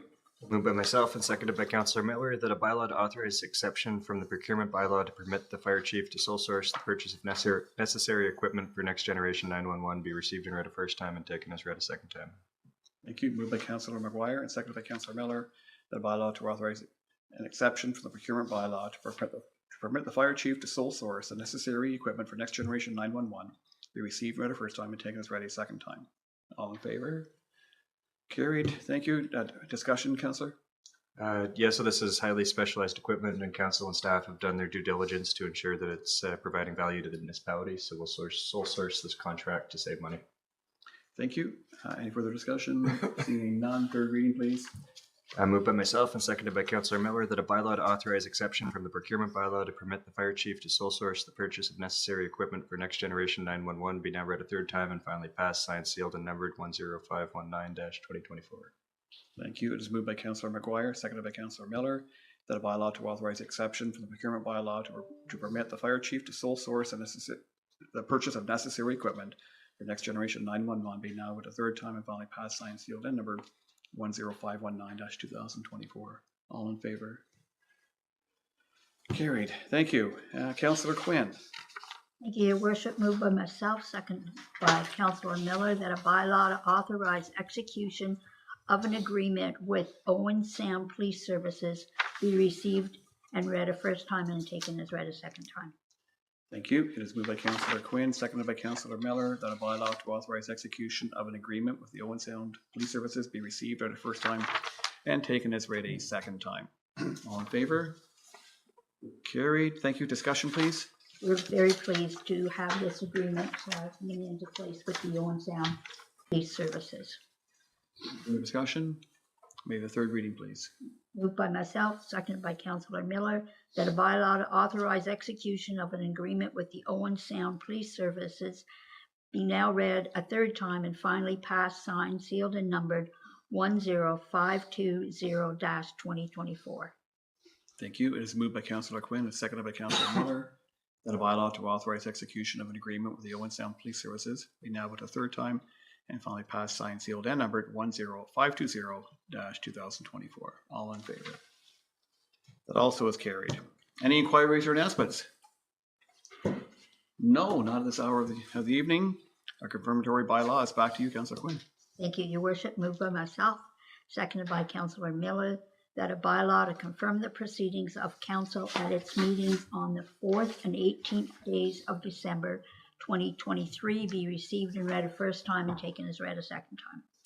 Thank you. It's moved by Councillor Quinn and seconded by Councillor Miller that a bylaw to confirm proceedings of council at its meeting on the 4th and 18th days of December 2023 be received and read a first time and taken as read a second time. All in favor? Carried. And discussion, Councillor Quinn? This is something that we do on a regular basis to make sure that all our meetings have been confirmed. We have a third reading, please. Thank you, Your Worship. Moved by myself, seconded by Councillor Miller, that a bylaw to confirm the proceedings of council at its meetings on the 4th and 18th days of December 2023 be now read a third time and finally passed, signed, sealed, and numbered 10521-2024.